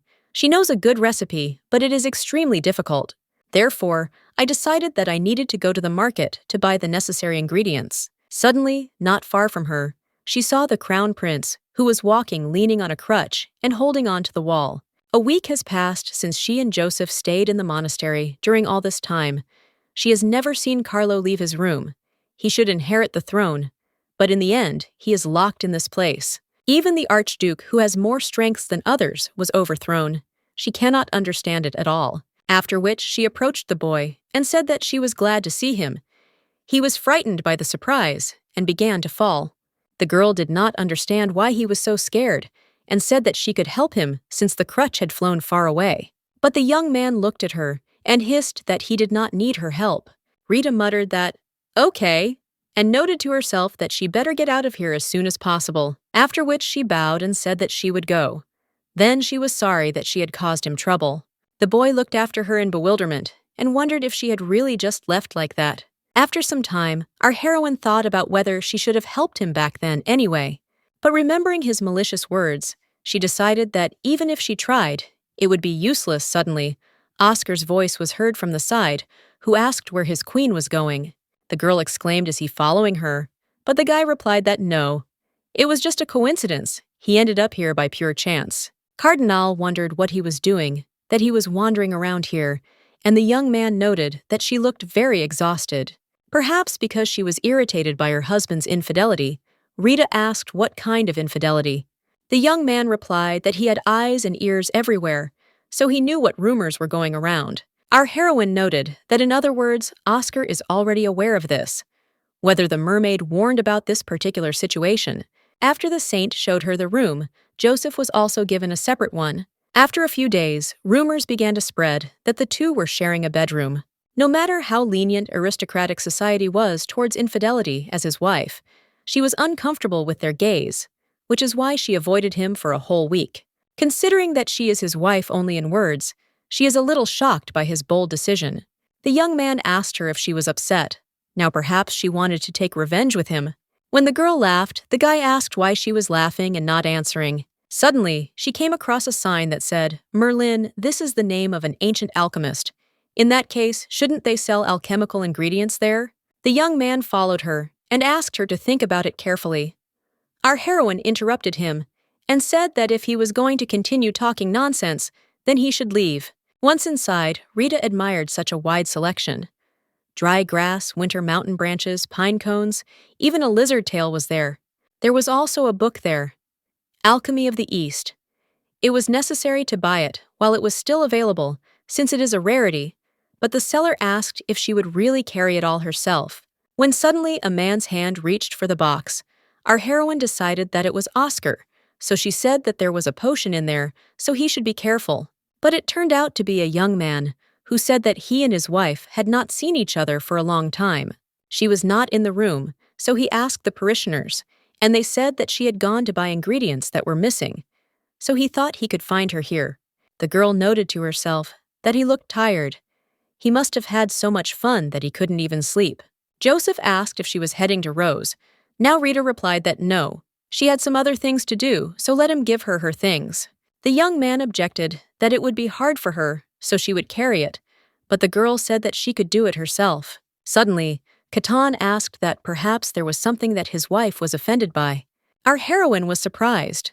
Did it all just appear on her face or something? After which she replied that she should do as she wanted. While she was collecting her thoughts, she ran into Oscar near the entrance, who handed her a bouquet of flowers and said that he brought a gift for his queen. The girl froze in surprise since she thought that he had left, and these flowers were gladioli, a flower without scent, which is secretive but beautiful and luxurious in the high society of La Specian. It means a secret date. Rita couldn't believe that he was giving it to her in Joseph's presence, after which she took it in her hands and said, "Thank you."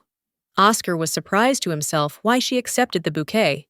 Then he looked at the Archduke and said that he had not noticed him, but thought he did not mind, did he? After some time, Carlo asked why he had such an expression on his face, whether he had had a harder time today than usual, or what. He thinks that Raffaello was right about the damage. Upon arriving at the monastery, the brother immediately went to meet with the punitive detachment to kill the monsters. He noted to himself that given this, didn't he return earlier than usual? Usually it takes about 15 days. Could it be because of that woman? Although in truth, she did not react in any way to the rumors about him. And the saint, does this mean that he is unrequitedly in love? After which he told his brother that it would have been better to lock this feeling in his heart. Did he forget that she was a cardinale? Whatever it was, Rita is just a southern snake in the grass. Besides, when he fell, she didn't even look at him. She also talked about medicine to cure his leg, but he doubts the sincerity of her intentions. The guy was thinking that the bell would soon ring at midnight. The 12 gladioli that Rita received meant a secret meeting at midnight, so these two would see each other soon. After which he jumped up and started walking somewhere. Carlos shouted after him where he was going at nightfall, since his bedroom would only be ready tomorrow. Opening the door abruptly, the young man announced that he was going for a walk. Meanwhile, our heroine was thinking about the difficult situation she was in when she saw Joseph's face and became emotional, remembering it out loud. In theory, he shouldn't care what she was doing, but when suddenly there was a knock on the door, she was surprised who was knocking in the middle of the night. Has Oscar really come? How much longer is he going to knock? Although in general, this guy is not the type to knock before entering. When she opened the door and saw Joseph, she wondered what he was doing there at all. Did something really happen in Catan? But the guy silently pushed her aside and looked around the entire bedroom, in which there was no one else. Our heroine felt awkward about being dressed like that, so she asked him to close his eyes for a moment. Rita noted that he was so embarrassed that she, on the contrary, calmed down. The girl was in such a hurry that she forgot that she was only wearing slippers, after which she said that he could open his eyes, and that it was enough to apologize because it was her fault too. Then she asked what brought him here, because he appeared so unexpectedly that she thought something had happened. The young man replied that he could not sleep because he was worried. Our heroine was surprised, and asked again. The king of the deserted north was worried. The young man replied that yes, it seemed he wanted to interfere in his wife's personal life. When Cardinale asked in surprise what he was talking about, monsters flew into the bedroom window. The Archduke immediately stood up for her, but the girl did not understand how they could get into the temple. The saint's divine powers must protect the monastery. Have its borders really collapsed? After which she said that she was now using magic. Joseph replied that these monsters are hypnotized, so it won't work. Please let him run into the corridor as soon as he deals with them. He will come out to her. Rita couldn't stand by, so she decided that it was necessary to call the knights. It was rare for monsters to attack buildings like this. Then she looked out the window and noted that indeed, they were all moving too unnaturally, and they were all heading towards the extension. If she doesn't react to this now, the Archduke will be in danger. The guys noted that it was somehow strange that the monsters descended on the monastery. However, it is unlikely that there will be much damage, since they are only gathering around the annex if they do not attack the main building. Is it necessary for them to intervene? Our heroine didn't understand what they were even carrying, because the person needed help, after which she shouted that they needed to hurry, because Prince Carlos and the saint were inside the annex. Hearing that Eveline was there, the boys at least had some kind of reaction to it. Then the commander shouted, "What are they all standing there for? The saint is in danger." Everyone quickly to the annex. The girl noted to herself that they were ready to protect only her, so it was necessary to immediately say that Eveline was in danger. When they burst into the room, they shouted that it was necessary to destroy the monsters and asked if everything was okay with the saint. The girl, who was clinging to Joseph, replied that she was fine because his lordship had protected her. Our heroine was stunned. She was of course glad that everything was fine with them, but it was somehow strange. Eveline was the only one that all these monsters seemed to avoid, so Rita began to guess what was going on here, after which she ran up to her and shouted for her to stop them immediately, since it was the saint who was controlling them. The girl hissed that she served the goddess, so there was no way she could do this. When one of the knights was mortally wounded, the commander shouted for the saint to run away. Rita noted that most of the knights from the temple had never fought monsters before, and at this rate there would be even more casualties. People continued to die, and she pretended not to know anything. Cardinale did not want to do this, but there was no choice. If the girl does not want to stop, then she has no choice but to force her. When our heroine pushed her towards the monsters, the knight immediately wanted to rush to her aid, but she stopped him. After which she said to look, none of these monsters even think about attacking her. I noted to myself that they slowed down and were waiting. Eveline is definitely a tamer. It is quite surprising that the saint has the ability to control demons, but the girl screamed to be saved. Can't they see that this damned witch is going to kill her? It seemed to be thanks to this ability that she tamed the black dragon in her previous life. So when Eveline shouted that Rita really was a witch, she thought that such a reaction was expected.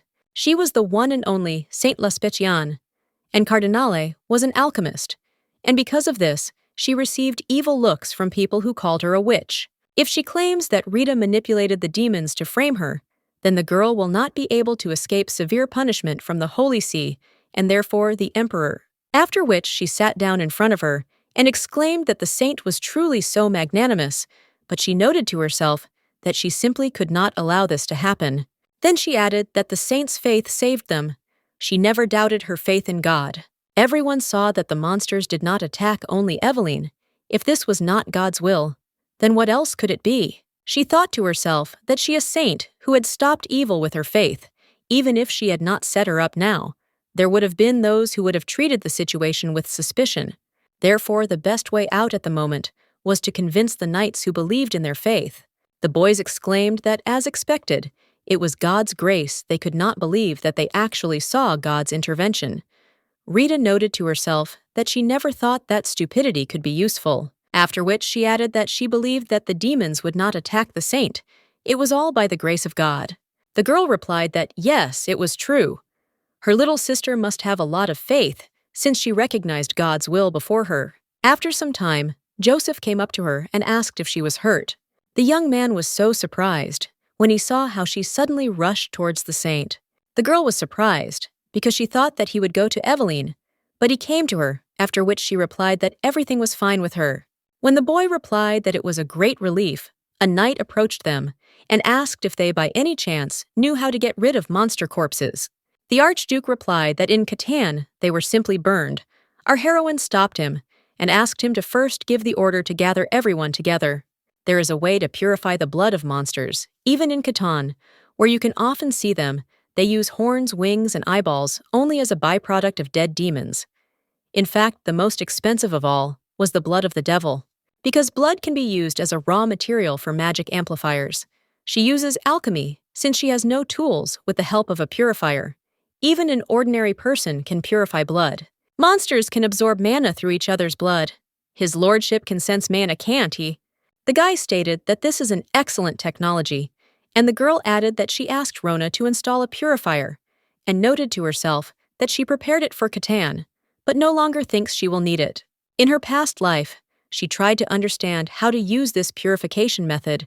She worked hard for several years. Her father made a huge profit by making various medicines from the devil's blood that she purified, while Rita was in the dark. At that time, all she needed was George's love. Now blaming herself for mistakes the past cannot be changed, but she can change what is now the present, which she holds in her hands. She then stated that she was going to patent and sell the improved refiner she had developed, but she was not going to share the basis of this method and the formula. The guy replied that naturally this was the result of his wife working hard on this research. Our heroine added that of course, besides his lordship, she would tell him everything. She also said that she was going to double the fortune of Catan, and this place is teeming with demons, so in the future he will not have any reason to worry about finances. But she noted to herself that it was good that Joseph could help in this way. Obviously, the guy would also be happy if Catan became a rich territory, but suddenly the young man asked why she was going to tell him about this. If a young man's wife knows this method of purification, then there is no need for him to delve into it. Rita replied that then, in a situation where she was gone, he would find himself in a difficult position. Joseph stated that, in other words, she wanted to say that she was eventually going to leave Catan. After a while, the girl thought that she didn't understand why he said that. It seemed as if he didn't want her to leave. All these rumors did not give her peace. Then the knights discussed how the saint ended up in the annex, because every time she was in the main building, perhaps she was completely wrong about him, and Eveline suddenly, there was nothing between them. Although this is simply impossible, one should not forget about what she needs to do. In any case, she will have to get out of Catan in order to ensure a peaceful life for her child. The next day, she came into Carlo's room. The boy was indignant. How could she burst in like that? Did she really want to say that she had completely forgotten the manners of decent behavior? This is why you can't trust Cardinale. And when she opened the curtains, he actually yelled at her to close them. Rita said that staying in such darkness was bad for his health. But the guy crawled under the blanket and shouted that she was completely crazy. Why didn't she close the curtains right now? Sitting down on the bed, the girl asked if he was afraid of sunlight, but why Laurencia is a goddess who loves the sun. She noted to herself that in any case, it was strange Carlo had a strong enough faith to rely on the monastery in difficult times, so there was no reason to be afraid of the sun. Suddenly, the boy announced that it was because of the devil's curse, just like Brother Joseph's, that he could not use his legs. Rita asked why he got that there is a common myth that the fate of a demon hunter is a curse. Maybe it is true, but she is not very sure about this myth.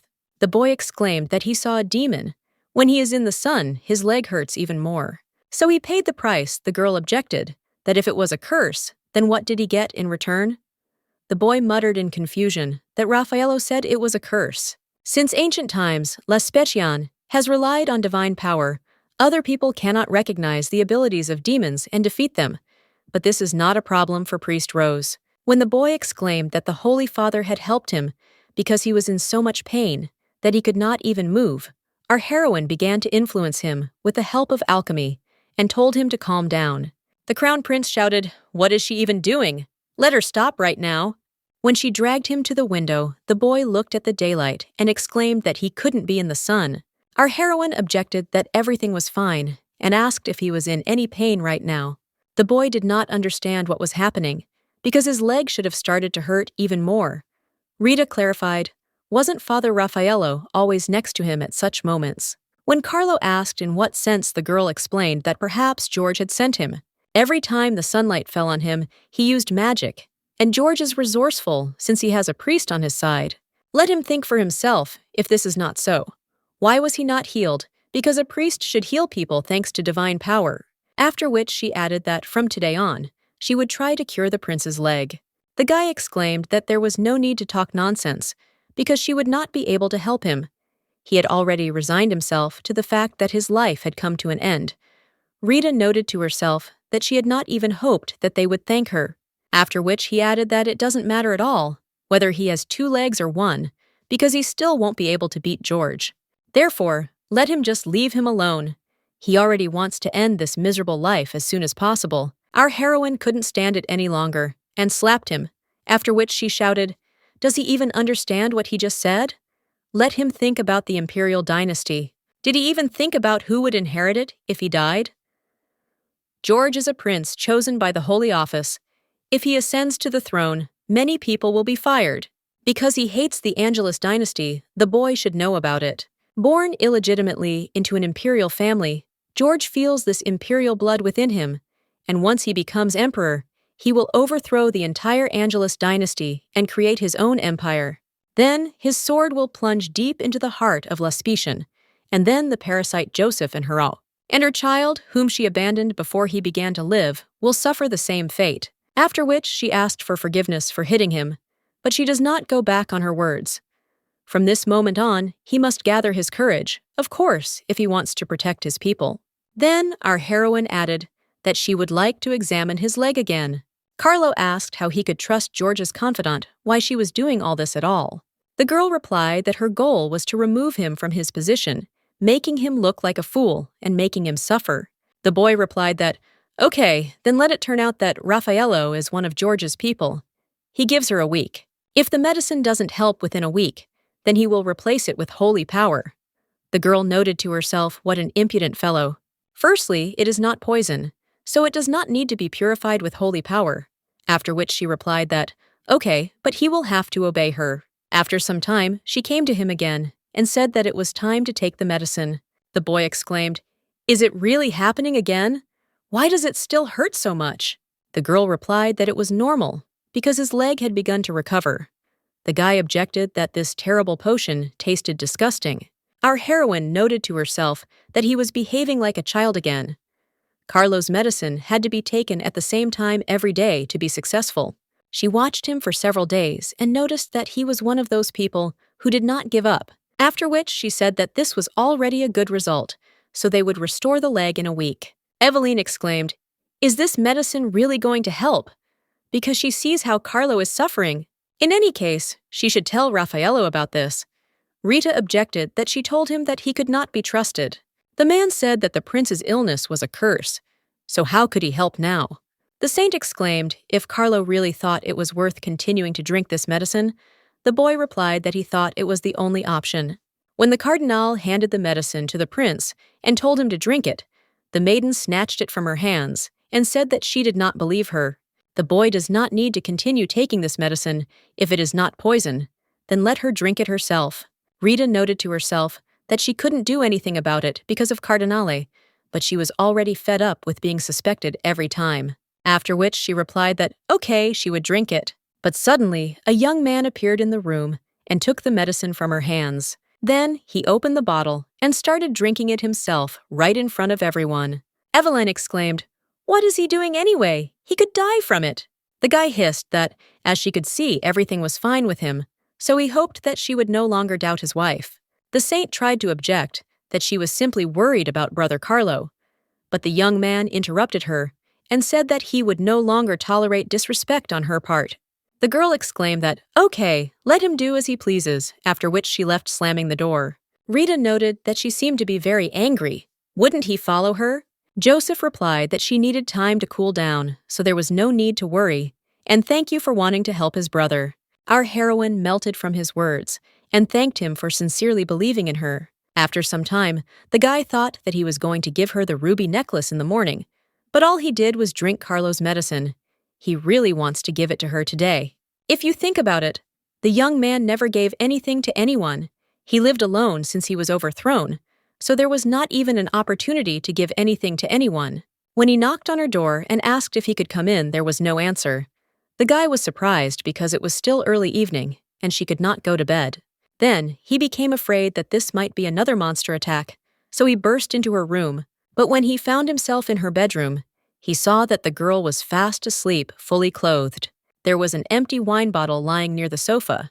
He couldn't understand what had happened, whether something had upset her. Then I decided that first, I needed to move her to the bed, because it wasn't very comfortable to sleep on the sofa. Suddenly, the girl woke up. She was all flushed and said that it was Joseph, her husband. The young man stated that she was drunk and confirmed that yes, it was he, her husband, which meant that his wife was drinking alone. Rita replied that she simply likes it. She likes that the potion turned out well, and she also likes that her husband believes in her. It's very good that someone trusts her. But this is all not good for Joseph. How will he live if he worries about her? The guy did not understand what she was talking about. But she added that he cannot trust anyone, be kind to everyone. She is afraid that he might be deceived. What is the point of adding to his fortune? She thinks that it will all end with him being robbed, so she can't even leave peacefully because she's worried. The young man wondered if he had ever seen her eyes so close, like the leaves of an old tree in the middle of summer. They seemed to shine from within. Suddenly, the girl fell right into his arms and declared that she was going to sleep. When the guy put her on the bed, he noted to himself that he would have to give the necklace back another time. Although Rita wants to leave Catan as soon as possible, she might not be happy with even such a small gift. Knowing about her feelings, the young man wants her to stay with him a little longer. Meanwhile, the saint was throwing pillows and screaming why he didn't come and apologize, since he had humiliated her in front of this woman. The young man said that this was a fictitious marriage, that it made him unhappy. Perhaps this is revenge, since Joseph was originally supposed to be engaged to her, but he must be offended by the fact that she became a saint. But who would want to live their whole life in the north? Instead, she wanted to offer him to protect her all his life as a saint. And this witch took her boyfriend away from her. The maid asked her to come to her senses, because she had good news. She learned that Joseph bought a ruby necklace. It is in the bedroom. Probably they are keeping it there to give to their beloved. There will be a grand ball soon, isn't it? A gift? Eveline muttered that these were her favorite stones. She wanted to look at it herself. When she looked into his room, she noticed that the guy was not there. But hadn't the morning training ended yet? Then she found the necessary box and came to the conclusion that it would be okay if she looked at her gift. Looking at it, she admired how beautiful the necklace was. It was the best decision. Joseph loves Eveline no matter what, and can't wait to see the look on her face when Rita sees him at the ball. In any case, it's her gift, she can probably get it sooner. After some time, our heroine wondered whether this ball was really prepared by Rose, who in their right mind would organize such a celebration in a monastery. Plus, this wine is from Reggio, which is hard to find in the fall. Suddenly, Raffaello approached her and said that they say that the saint specially prepared this special wine, because it is not every day that such balls are held. Perhaps the Archduchess is unhappy that commoners have the opportunity to taste such wine. Rita noted to herself that he had clearly become more hostile when Carlo, who was in remission from her potion, began to avoid him. Instead, she and Joseph looked after Carlo until he recovered. Therefore, the man became more aggressive, after which she replied that there was no payment, but it was strange that the royal family still supported him, after which she asked who keeps the monastery records. The man replied that he did not know different priests make records. Our heroine noted to herself that this was strange. It was the same as not keeping records in the imperial palace. Raffaello added that he thought she was too interested in the affairs of the monastery, and now he wanted to spend today's ball usefully. Cardinal noted to herself that she had not expected that she was behaving so suspiciously. I wonder if it was a coincidence, or that both the saint and the priest were here causing pain to the prince. Suddenly, she heard her name and discussion of young guys, and the fact that she had married Cateanos. Today, they didn't come together. Apparently, their relationship isn't very good. But Rita noted to herself that today he would come later because he was sitting with his brother. Suddenly, Oscar's voice was heard saying that he wanted to see the queen so much that he never regretted coming here. The young man was often with her, but then he would leave to relieve tension being the head of the Assassin's Guild. Oddly enough, he is well versed in social etiquette, after which she said that he was just in time because she needed to explore this monastery. Let her focus on the priest, she needed to find out something, Sue. Suddenly, she noticed a scratch on his face and asked where he had managed to get hurt. The young man noted that her worries about him were surprising, and the girl clarified what was wrong with his mood. The young man replied that everything was fine. She was just so beautiful that he was confused. Our heroine replied that it was just a dress that she bought when for some unknown reason she went to the monastery, although she didn't even know why Rona finished sewing it, so she would be glad to hear that she liked it. The young man objected that he was not talking about the dress.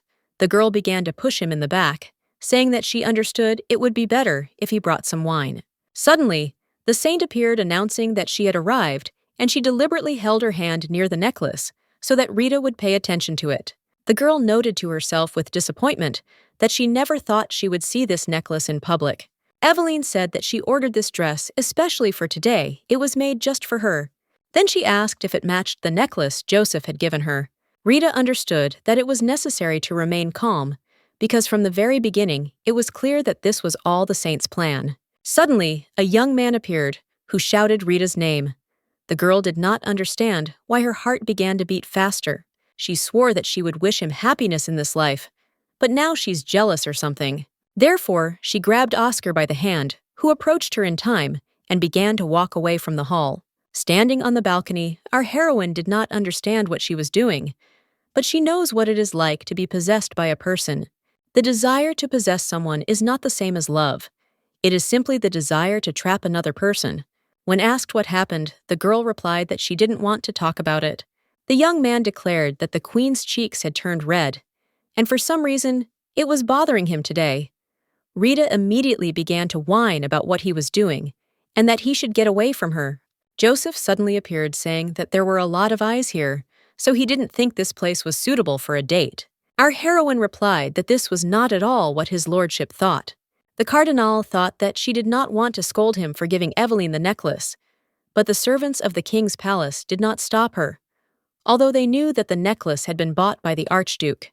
Therefore today it became clear that the one who revealed to the world that they were a couple only in words was Joseph, after which she declared that she was a little tired and would go already.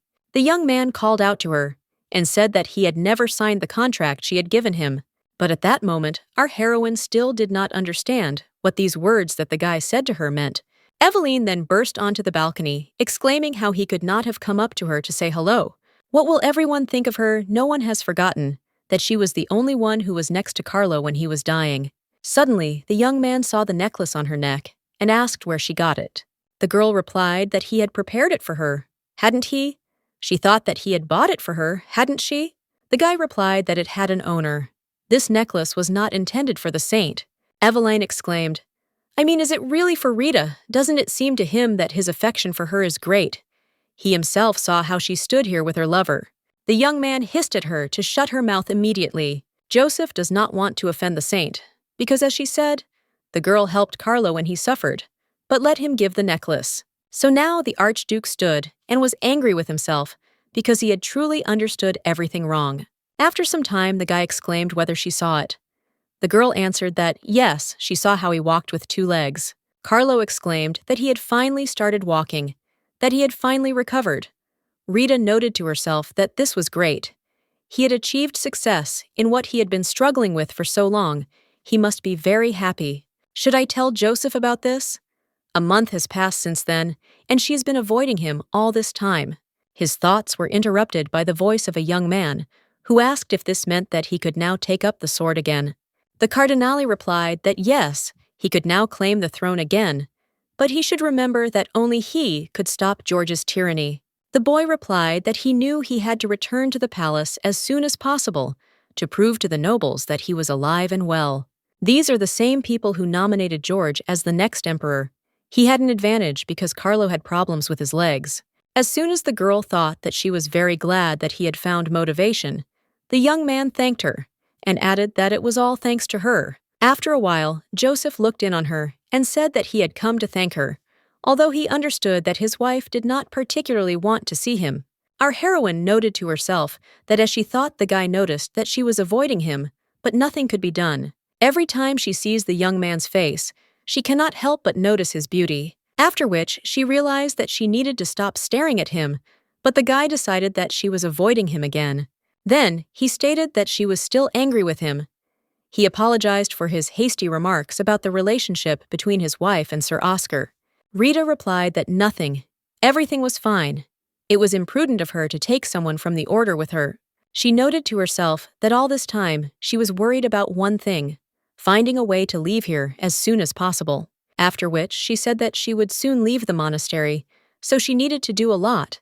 But she noted to herself that she did not want to cause unnecessary trouble and could not tell him everything. Angelos was the first holy knight of the Holy See and received great help from the church. After the removal of the tyrant, Jurius, a special magician, the Pope rendered great assistance. Subsequently, he had very close ties with the Holy See, with the temple, and the church. They had such good relations that La Specian began to be called the Holy Country. However, waste of this size is simply ridiculous. It is not surprising that they lead such a magnificent life for the monastery. Having not yet pumped out taxes that were supposed to go to the imperial treasury under the pretext of managing the religious affairs of the Holy See, Oscar asked what she was going to do. The girl was indignant that he would crumple all the documents. "There is a chair, why did he sit on the table?" The guy answered, "Because the queen continues to behave so coldly, she even for some time did not let him near her." Rita told him to stop talking nonsense and concentrate. She would be really angry if he behaved the same way as at the ball. First of all, they needed to find evidence that Raffaello was embezzling. Oscar replied that he didn't think he could easily find someone to beat the information out of the priest was in charge of taxes in the Rose area, but it seemed like the entire monastery was using stolen funds. It would have been better if he had simply hidden the money from everyone. Instead, he turned it all into donations and transferred it to the monastery funds. Cardinale noted that this looks as if he donated private property, so it is not just a manipulation of tax reports. She was interested in why the documents contained information about the imperial bank, whether the tax was passed through the bank and laundered as a donation to the monastery. The guy added that those who squandered money with Raffaello would never open their mouths, but the girl replied that everything was fine because she knew how to solve this problem. When the young man asked if she was going to increase the volume of her work, the girl replied that of course it was such an opportunity. If they used the Reichsbank to launder money, it means that the bank was also aware of Raffaello's embezzlement. Since this is the only bank in this empire, the owner is the great lord of the south, her father Roscoe Cardinale. If everything goes well, this will be the perfect chance to expose my father for all his dirty deeds. Therefore, she said that firstly, she needed information about the manager of the smallest branch. Then she handed the money to the young man and told him to be careful. She will not be able to give a large sum at once, but she can pay in cash over the course of a year. She thought to herself that if she could sell the manna stones at a high price, she would earn about $1 million. But Oscar asked if she was really giving him money today in exchange for information, after which he gave her the envelope back and said that, in fact, he was not helping her because of the money. He thought that she had already understood this. The guy will immediately send her information about the manager. He assumed that this would happen so he found out everything in advance. The girl then asked why he was helping her, as he could see she was going against the will of her father. The young man leaned towards her and said that the queen was smart, so let her think about it with her pretty head. Our heroine still didn't understand what he had just said. She had a lot to think about. After a while, our heroine said that she clearly remembers that she asked Rona to find a quiet place to talk with Sir Hans. So why are they in prison? The maid replied that that was why she had chosen a place from which no sound would leak. Rita noted to herself that it seemed she had completely misunderstood. The assistant mentioned that the manager was brought to the Rose branch, but did not mention that he was shoved into the basement, not the reception area. When Rona asked if she needed to bring a chair for punishment, our heroine replied that this would be quite enough. But she noted to herself that in any case, she was just a very hard-working child. This man must be scared to death by now. Although that's not a bad thing. When he recognized Rita Cardinale in front of him, the girl noted that he remembered her face so he could have a little conversation with Sir Baranjo. The man exclaimed, "What did he do to offend her? Doesn't she know that he is a man working for Cardinale?" Our heroine asked if Baranjo knew about the new priest Raffaello. The manager was surprised that he was really here because of this matter. If so, then she would have to let him go right now. All the bribes from Rose were for the count. When asked what bribes, the man shouted that bribes were to make him turn a blind eye to the embezzlement of taxes. Rita stated that he meant to say that taxes from the lowest region had been settling in her father's pocket for a long time, and she noted to herself that he was so talkative that she didn't even have to beat a confession out of him. After which, Rona reported that she was going to submit the case of the embezzlement of the priest Raffaello to the imperial court. The man shouted, "What is she even talking about? Now won't this cause great harm to the count, who is her father?" The girl replied that everything is correct, so now she feels great. Baranjo hissed that she was a witch. She had no evidence anyway, and he was not going to act as a witness. Our heroine showed him the sound recording artifact and added that people call her a witch for a reason. Did he really think that the girl hadn't prepared herself before bringing him to this place? Having gathered information about Raffaello's embezzlement upon returning to Catan, she began actively searching for the best place to sell the mana stones. After several days of reflection, the girl decided to turn to the second most powerful person in La Specian, after the Cardinale, the Marchioness Lopez. When they met, Jania asked why our heroine married the Archduke, whether it was because of his face. After all, he is known for his beautiful appearance, even among enemy soldiers. When Joseph led the Western Army as commander-in-chief, Rita heard that she was a soldier who commanded a platoon under him. This girl is definitely not an ordinary person. After our heroine asked if the reason she married the Archduke was information necessary to conclude their deal, Janaya replied that of course isn't it important to know who the trading partner is. Which Cardinale, the Marquise, does not think that this stupid nickname reflects the truth about her. The girl noted to herself that she turned out to be a nice person, so she replied that if she was really curious, then fine. Then she added that she actually married her husband after she saw his face. Hearing a cough behind her, Rita turned around abruptly and asked what Dante was doing here. The man replied that he had brought his lordship as she had ordered. Joseph appeared next and said that he had been told that she wanted to tell him something. Our heroine replied that yes, she needed his approval to trade with Lopez. She wanted him to read the contract too, but she thought to herself that at least he wouldn't hear anything. After some time, the guy turned to the Marquise and said that it seemed there was a mistake in the contract. The price was set without taking into account the difference between Odebelli and La Specian. The girl noted to herself that it really was. She even engages in smuggling from a country where trade is banned to increase her wealth. It seems she really wanted to make the most of it, but Rita should have studied her thoroughly before calling Joseph. The young man stated that if this was not a mistake, then he saw no point in dealing with Lopez, who did not even know the true price of the mana stones. Trading with Odebelli still comes with a lot of risk, but that doesn't mean there's no mountain to climb. Our heroine immediately said that she heard that she was interested in potions. She was sorry, but she did not think that these conditions suited them. The Marquise exclaimed, "Wait, there must have been some miscalculation. She will change the terms of the deal as a change." Soon after, Janaya signed the contract, and of course, under the terms of the new deal, time flew by, and the day of Raffaello's trial arrived. Rita didn't think the trial date would be set so early. She wasn't the only one watching the Raffaello embezzlement case. As she thought her father was also present in the courtroom, could he really be here as a witness in the Raffaello case? He looks relaxed, even in this situation. Apparently, the man assumes that he can shift all the blame onto the priest and get away with it, but she doesn't care what happens to her father because she prepared absolutely everything for his failure. The judge asked whether the defendant knew on what charge he had been summoned to the dock. Raffaello replied that he did not understand at all. He was just a priest who had dedicated decades to serving the goddess Laurentia. There may be no one at the feet of the goddess who is without sin, yet he swears that he has never committed a crime worthy of judgment. Rita noted to herself that there was already a noise among the jury, but it was good that Lord Conti took over the trial. At least he was a less religious man. He could not be deceived by such speeches. The judge explained that the defendant was summoned here on charges of embezzlement, theft, and bribery. They have irrefutable evidence in the form of a black ledger. If he has something to say, let him say it. The girl was surprised that even Oscar couldn't find double-entry bookkeeping, as she thought Rita wasn't the only one hunting for Raffaello. The priest exclaimed, "What does he mean by embezzlement?" He simply invested the taxes of the Rose Monastery in the Count's company. Roscoe stated that there was nothing wrong with what the priest said, and that there were many ways to manage public funds. Is he guilty of sacrificing his life for the sake of the goddess, no matter how fair a judge he may be? This already goes beyond all bounds. Conti cried out that it was not only a matter of public money, there was even evidence that he had bribed him with taxes that had been collected by the Rose Monastery.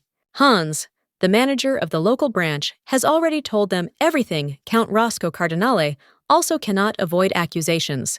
The Count immediately thought about how he dared to betray him, after which he declared that his testimony was false, aimed at setting him up. The judge objected that the data in the accounting book coincided with his testimony, and given this, it was completely unprofitable for him to set him up. He may say that they may well be considered circumstantial evidence. Our heroine noted to herself that if the trial continues in this direction, then it will be great. It is only a matter of time until Raffaello's guilt is proven. After some time, it was announced that due to the absence of a witness on behalf of the accused, the trial was considered completed. But suddenly, Eveline appeared, who declared that she would testify in favor of the priest Raffaello. Rita didn't understand why she intervened. Was she also somehow connected with the embezzlement? She has a good reputation among the people. Her testimony can completely change the course of the trial. The saint exclaimed that he was not guilty. The judge asked if she had any proof of this. Eveline replied that, of course, Mr. Raffaello was a very good man.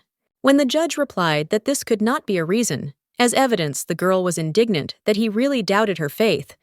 But if so, then she would take advantage of the right of pardon of His Holiness. In La Specian, only His Holiness the Pope is given the right to forgive any crime once every 10 years. Conti exclaimed that she did not mean to say that she was going to use this for the priest who had committed the embezzlement. The girl replied that he was like a father to her and Carlo. And now, in this situation, she was ready to take advantage of the right of pardon. The priest exclaimed that he had told them that he was not guilty. The saint would not use her right to pardon without reason. In other words, this was proof of his innocence. He tried to falsely accuse him before the people, and the Lord let him appear before the judgment of God. Later, Conti will definitely kneel and ask for forgiveness before the goddess Laurentia. The girl declared that there was no need to wait, after which she approached Rita and said that she would give her a chance to confess her sins to the goddess. Our heroine noted to herself that she was already pointing a finger at her, accusing her of giving her a chance to confess. Eveline continued to broadcast that she knew that it was her sister who lied and reported on the priest Raffaello. Let them seize her right now and hold a trial. Rita did not expect the saint to do something like this. There are certain procedures, so it would not be possible to hold another trial right now.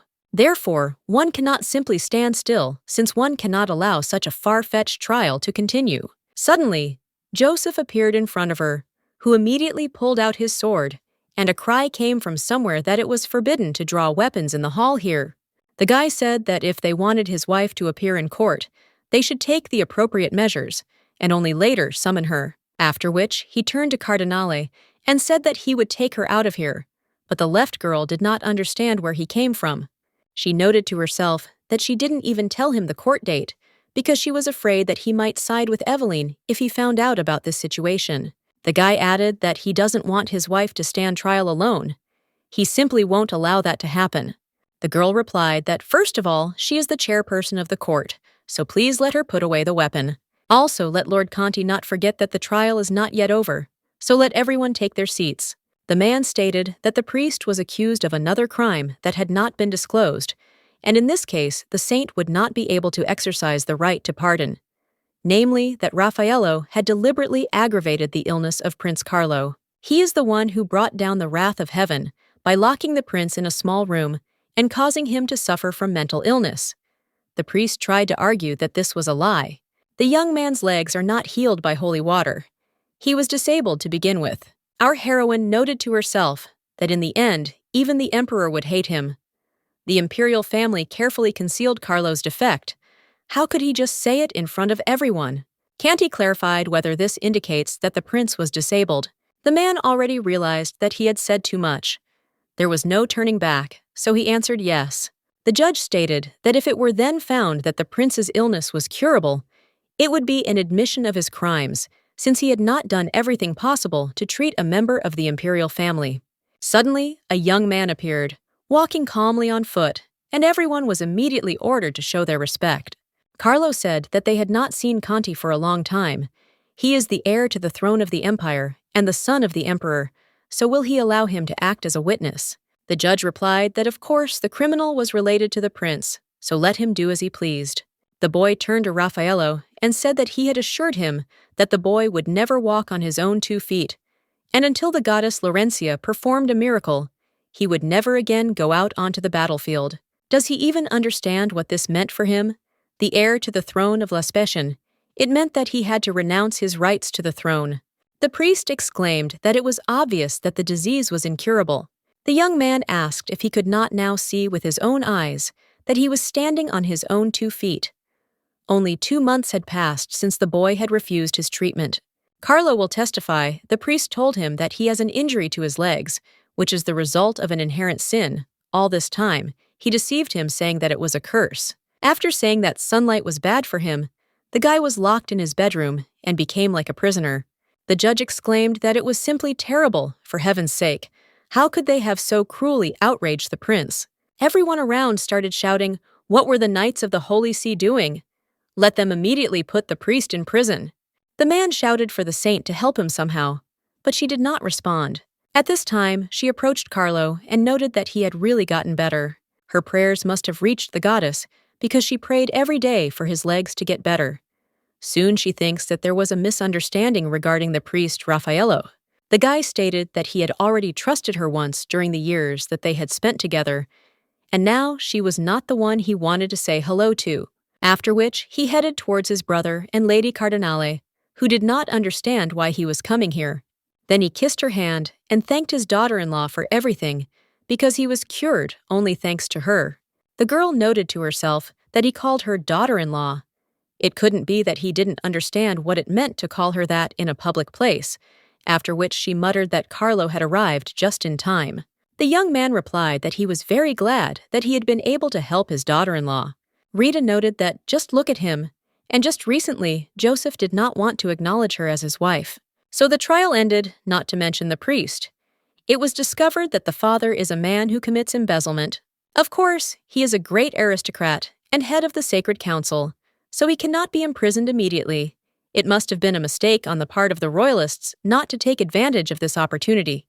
Only one question remains open one day. Carlo told her that he really saw the devil when he was wounded during the war and moved to the monastery. The devil appeared the night before, the day he was disappointed to learn that holy water was also useless. Just by looking at him, it was clear that he was not an ordinary demon. He appeared for a moment, laughed at him, and disappeared. Goosebumps ran all over his body, and the boy could not move. After that, he had no choice but to believe in the curse of the devil. Our heroine noted that it was somehow strange to encounter a demon in a monastery, a place that was more protected by holy power than anywhere else.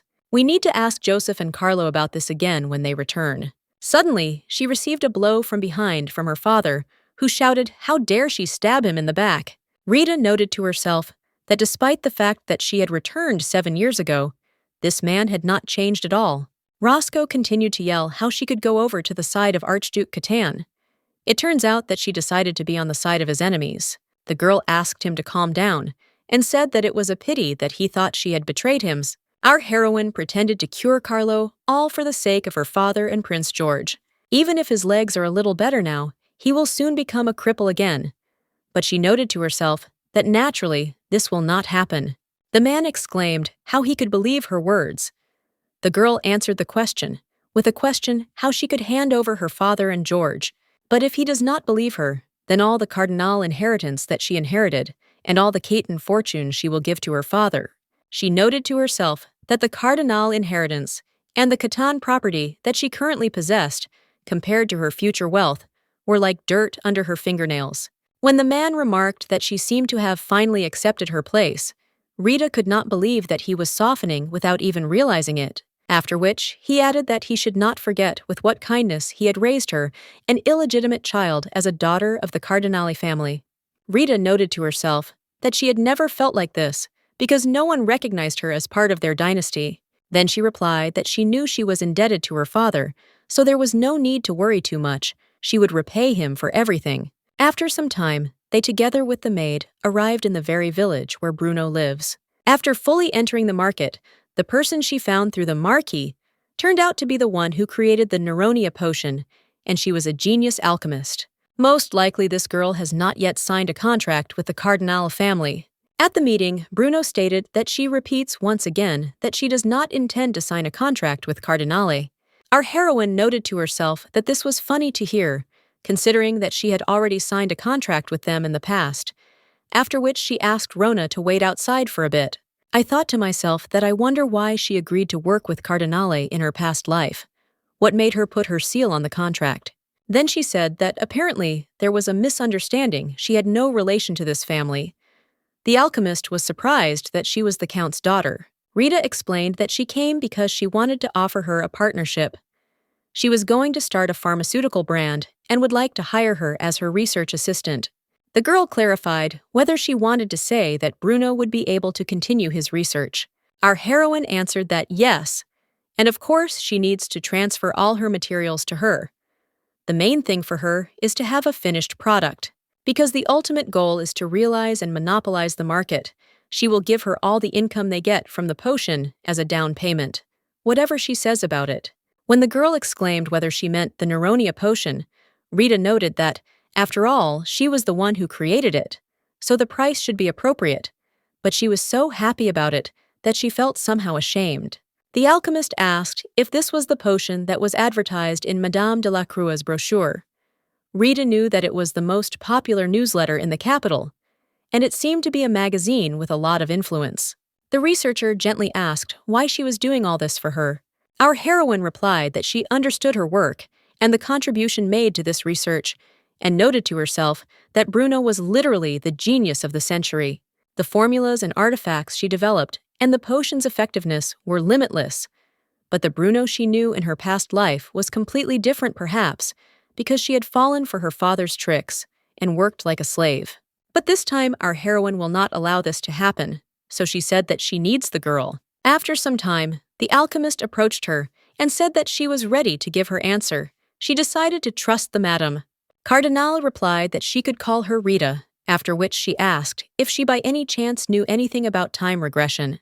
When Bruno replied that she had heard a lot of rumors, but to tell the truth, she couldn't give any definite answer, Rita wondered that if even she didn't know, then who drew that magic circle? The pharmaceutical brand created in collaboration with Bruno eventually achieved the expected success. The brutal war with the West devastated not only the territory, but more than 1,000 knights and soldiers were wounded more severely than Carlo. But most of them could not afford even the most basic treatment. Neuronia not only connected damaged nerves, but in combination with other medicines accelerated the healing of dead tissue. It was a real miracle for the soldiers who were wounded and retired, and eventually it was completely sold out. Genevite surprised everyone. The name of her owner, like hers, will become well known in the future. At the sight of this creature, the girl screamed that this could really be a baby black dragon. Our heroine explained that several days had passed since she hatched. Bruno immediately admired how cute she was. Rita thought to herself that there was not a single alchemist in the world who would refuse to study this outstanding beast up close. Then the researcher asked what the name of this little dragon was. Cardinale answered that it was Genovite. The drug with the same name was doing very well, and now it was possible to gradually remove Cardinale from the market. The reason why Roscoe was able to become an important link in the South was as follows, indicated by three main facts. Firstly, the elite which expanded its power took advantage of the geographical advantage of the Cardinale. Secondly, the bank which increased the size of the treasury by usurious payment. And finally, the mine belonging to the Count, where various minerals are extracted. On this side, she hired Bruno, so it's a matter of time before the Cardinale company goes bankrupt. There are still mines and banks left, but if Roscoe increases its debt, it will owe it to the bank, which means the mines will collapse even if it does nothing. The method he used when he destroyed those who competed with him, he probably cannot imagine that he will experience the same thing. Oscar suddenly appeared and said that all she did was work and she had a guest. The girl replied that the problem was that this guest entered everywhere, even without an invitation. Shouldn't the guy be busy because people might think that he has settled here? She noted to herself that a lot of time had passed since he came to Catton from Rose, so why didn't he come back? Oscar replied that he couldn't leave because of the Queen, and she was too cruel to him. Unfortunately, he has to go, but as soon as he turns his back to her, he immediately begins to feel bored. Then he thought that it was really time for him to go, and when he had just crossed the threshold of the gate, he experienced a burning pain so that he could not leave. Rita noted to herself that there was a time when he was obsessed with her even before his return. But it was not only about that. Whether it was rare jewelry or things beauty had the same value for him, she had exactly the same interest in him. But if you look at his actions now, you might think that he likes her. Then she laughed and thought it was just funny. The guy asked why she was laughing. When our heroine replied that she had simply imagined something absurd, the young man asked her to clarify what exactly. After Cardinale replied that she was simply imagining that he liked her, the young man asked why she thought it was ridiculous. The girl is not mistaken, since this is the pure truth. Our heroine asked if this was a joke. The young man answered the question with a question. If it wasn't a joke, then what would she do, run away or something? Rita didn't understand what she should answer to this. Maybe it was because she returned to the past. Was her relationship with Oscar ruined? But a moment later, the young man said that it was a joke. It would be okay if he got this bill back, since she was thinking about destroying the Imperial Bank. For this, she would need to get a trusted account. The girl noted to herself that during all this time, he had figured out all her plans, hadn't he? The guy had added that he would be back soon, so she shouldn't go anywhere. Finally, he added that he knows that for her now, he is just a dog that follows her. So he will not cross the line. There is no need to run away anywhere. Before Oscar could do his job, she too had been implementing her plan step by step. Roscoe, taking advantage of the fact that the Imperial Bank was the largest in the country, had raised capital after issuing a huge number of bills to investors. And the cargo ship loaded with goods purchased with accumulated funds will soon be destroyed. The girl will definitely arrange this. She hopes that the mermaid's words about her being able to summon the Sea King are true. He is said to have answered the call of the man who owned the gem and granted his wish, whether she should call him by name. When she said the name Sierra, the emerald stone immediately began to glow, and waves began to splash around. It turned out that the mermaid's words were true. The Sea King really can be summoned. At the sight of him, Rita could not help but be surprised. But the creature was indignant that he was several years older than her. There was no need to neglect their sacred home. The girl thanked her for answering her call. The mermaid who gave her the emerald said that the sea god could help her. The creature was indignant that this seaweed freak had really sold her out again. But okay, an agreement is an agreement. Let her say why she called her, having contacted her through the emerald. She got a chance. But she will fulfill the wish only once, so let her make a balanced decision. There is a limit to how such an excellent god as she can be involved in human affairs. Our heroine thought that all this was somehow suspicious, so she needed to find out more, after which she said that somehow she felt a strong aura from the precious stone. Sierra exclaimed that it was because of the precious stone she had chosen as her home. It was made from 100 mermaid tears. When Rita noted that she was the most capable of all, and asked how many times the mistress could interfere in human affairs, the mermaid replied that other gods could at best once every years, but she could do so more than twice. Then she realized that she had said too much, but it was too late since our heroine heard everything, after which she added that it was a great honor for her to hear how Sierra fulfills wishes. There are only 2 of them, so she will think carefully. Meanwhile, Oscar came to the Archduke and asked when he was going to divorce Rita. The young man objected that he was not obliged to answer this question. The young man asked to at least hint, because he was not in the habit of courting other people's women. He has not yet tried to do this, but he warned. So let him think about it before he comes. Even though the guy is a murderer, he is not going to do anything vile. Joseph replied that he still does not feel obligated to answer this question. Spina noted to himself that he pretended to be indifferent, but always looked at him with a look as if he wanted to kill him. After the butler reported to her that a man who called himself Oscar had come to see His Highness, our heroine could not understand why he had come to him. When she found the young man, she noted that the training had already ended. She froze for a second and thought that she didn't understand why they were called ghost eyes. It was just a beautiful color to look at. The young man asked what his wife was doing on the training ground. The girl replied that she did not find him in the office, and Dante said that he was busy training. Nothing like that happened, but she has something to tell him, or rather, it's a request. The young man immediately remembered the conversation with the assassin and replied that, no, our heroine did not understand. I mean, because she hadn't even said anything yet. But his lordship continued that he would not allow. He would never allow them to divorce. The young man does not want to sign any contract, but the girl could not understand what this sudden conversation about divorce was about. After which she said that she understood that he did not want to sign the contract, but before that, he could do her one favor. Then she handed him the stone and said that it was the jewel of the god of the sea. In exchange for the mermaid's help, she wanted to use this power to create a port in Catane where she could trade with Odebali. Even if Sierra calmed the stormy waves entering and leaving, the harbor was still dangerous. Could he deal with the monsters there? The guy replied that, okay, he would organize a team to enslave. After which he asked if he could also ask for one favor. The girl replied that of course. When the young man said he would like to borrow Oscar, our heroine was very surprised. After some time, Joseph thought that he did not know what to write. He did not expect to be so impulsive. When he said that he wanted to send an assassin to Don Rita, was very surprised. It is a distant country, not easy to reach a small coalition attached to the eastern edge of the continent. To get there, you have to cross the desert. Suddenly, Manuel appeared and asked what his lordship was doing. Seeing that he was writing a letter to the mercenary King Tu, the boy exclaimed that this was the same man who led the Archduke to victory during the war in the West. But why did he suddenly decide to write him a letter?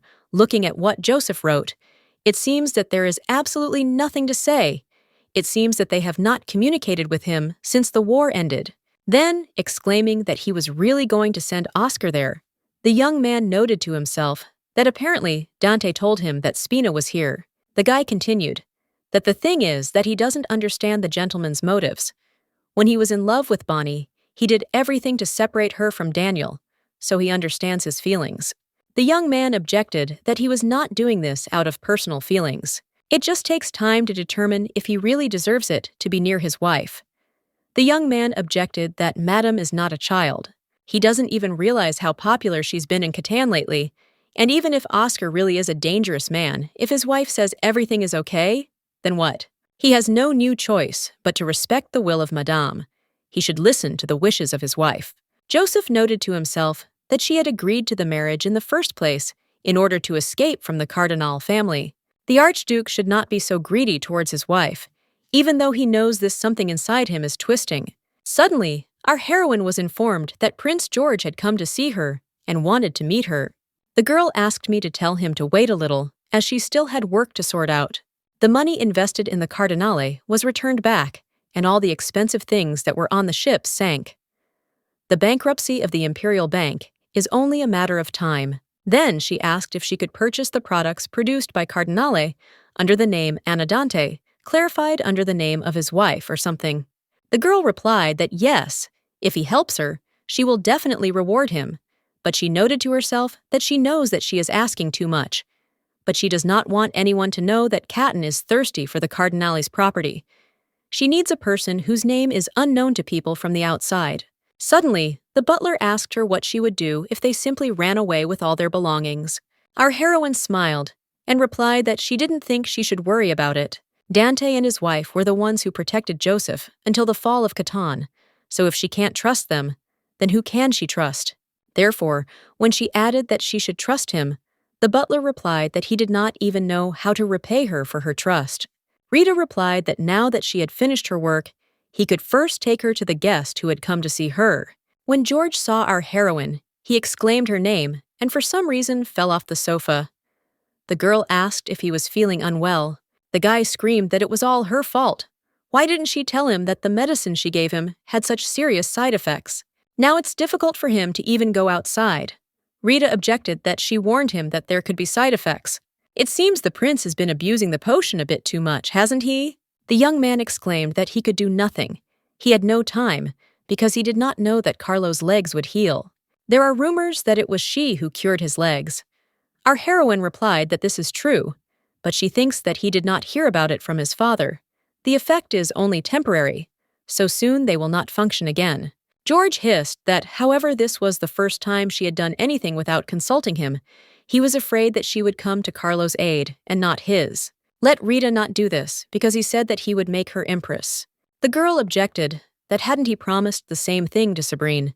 She thought he had cherished her red hair and said it was beautiful. The guy exclaimed, was she crazy or something? Did she really think that he would marry a servant instead of her?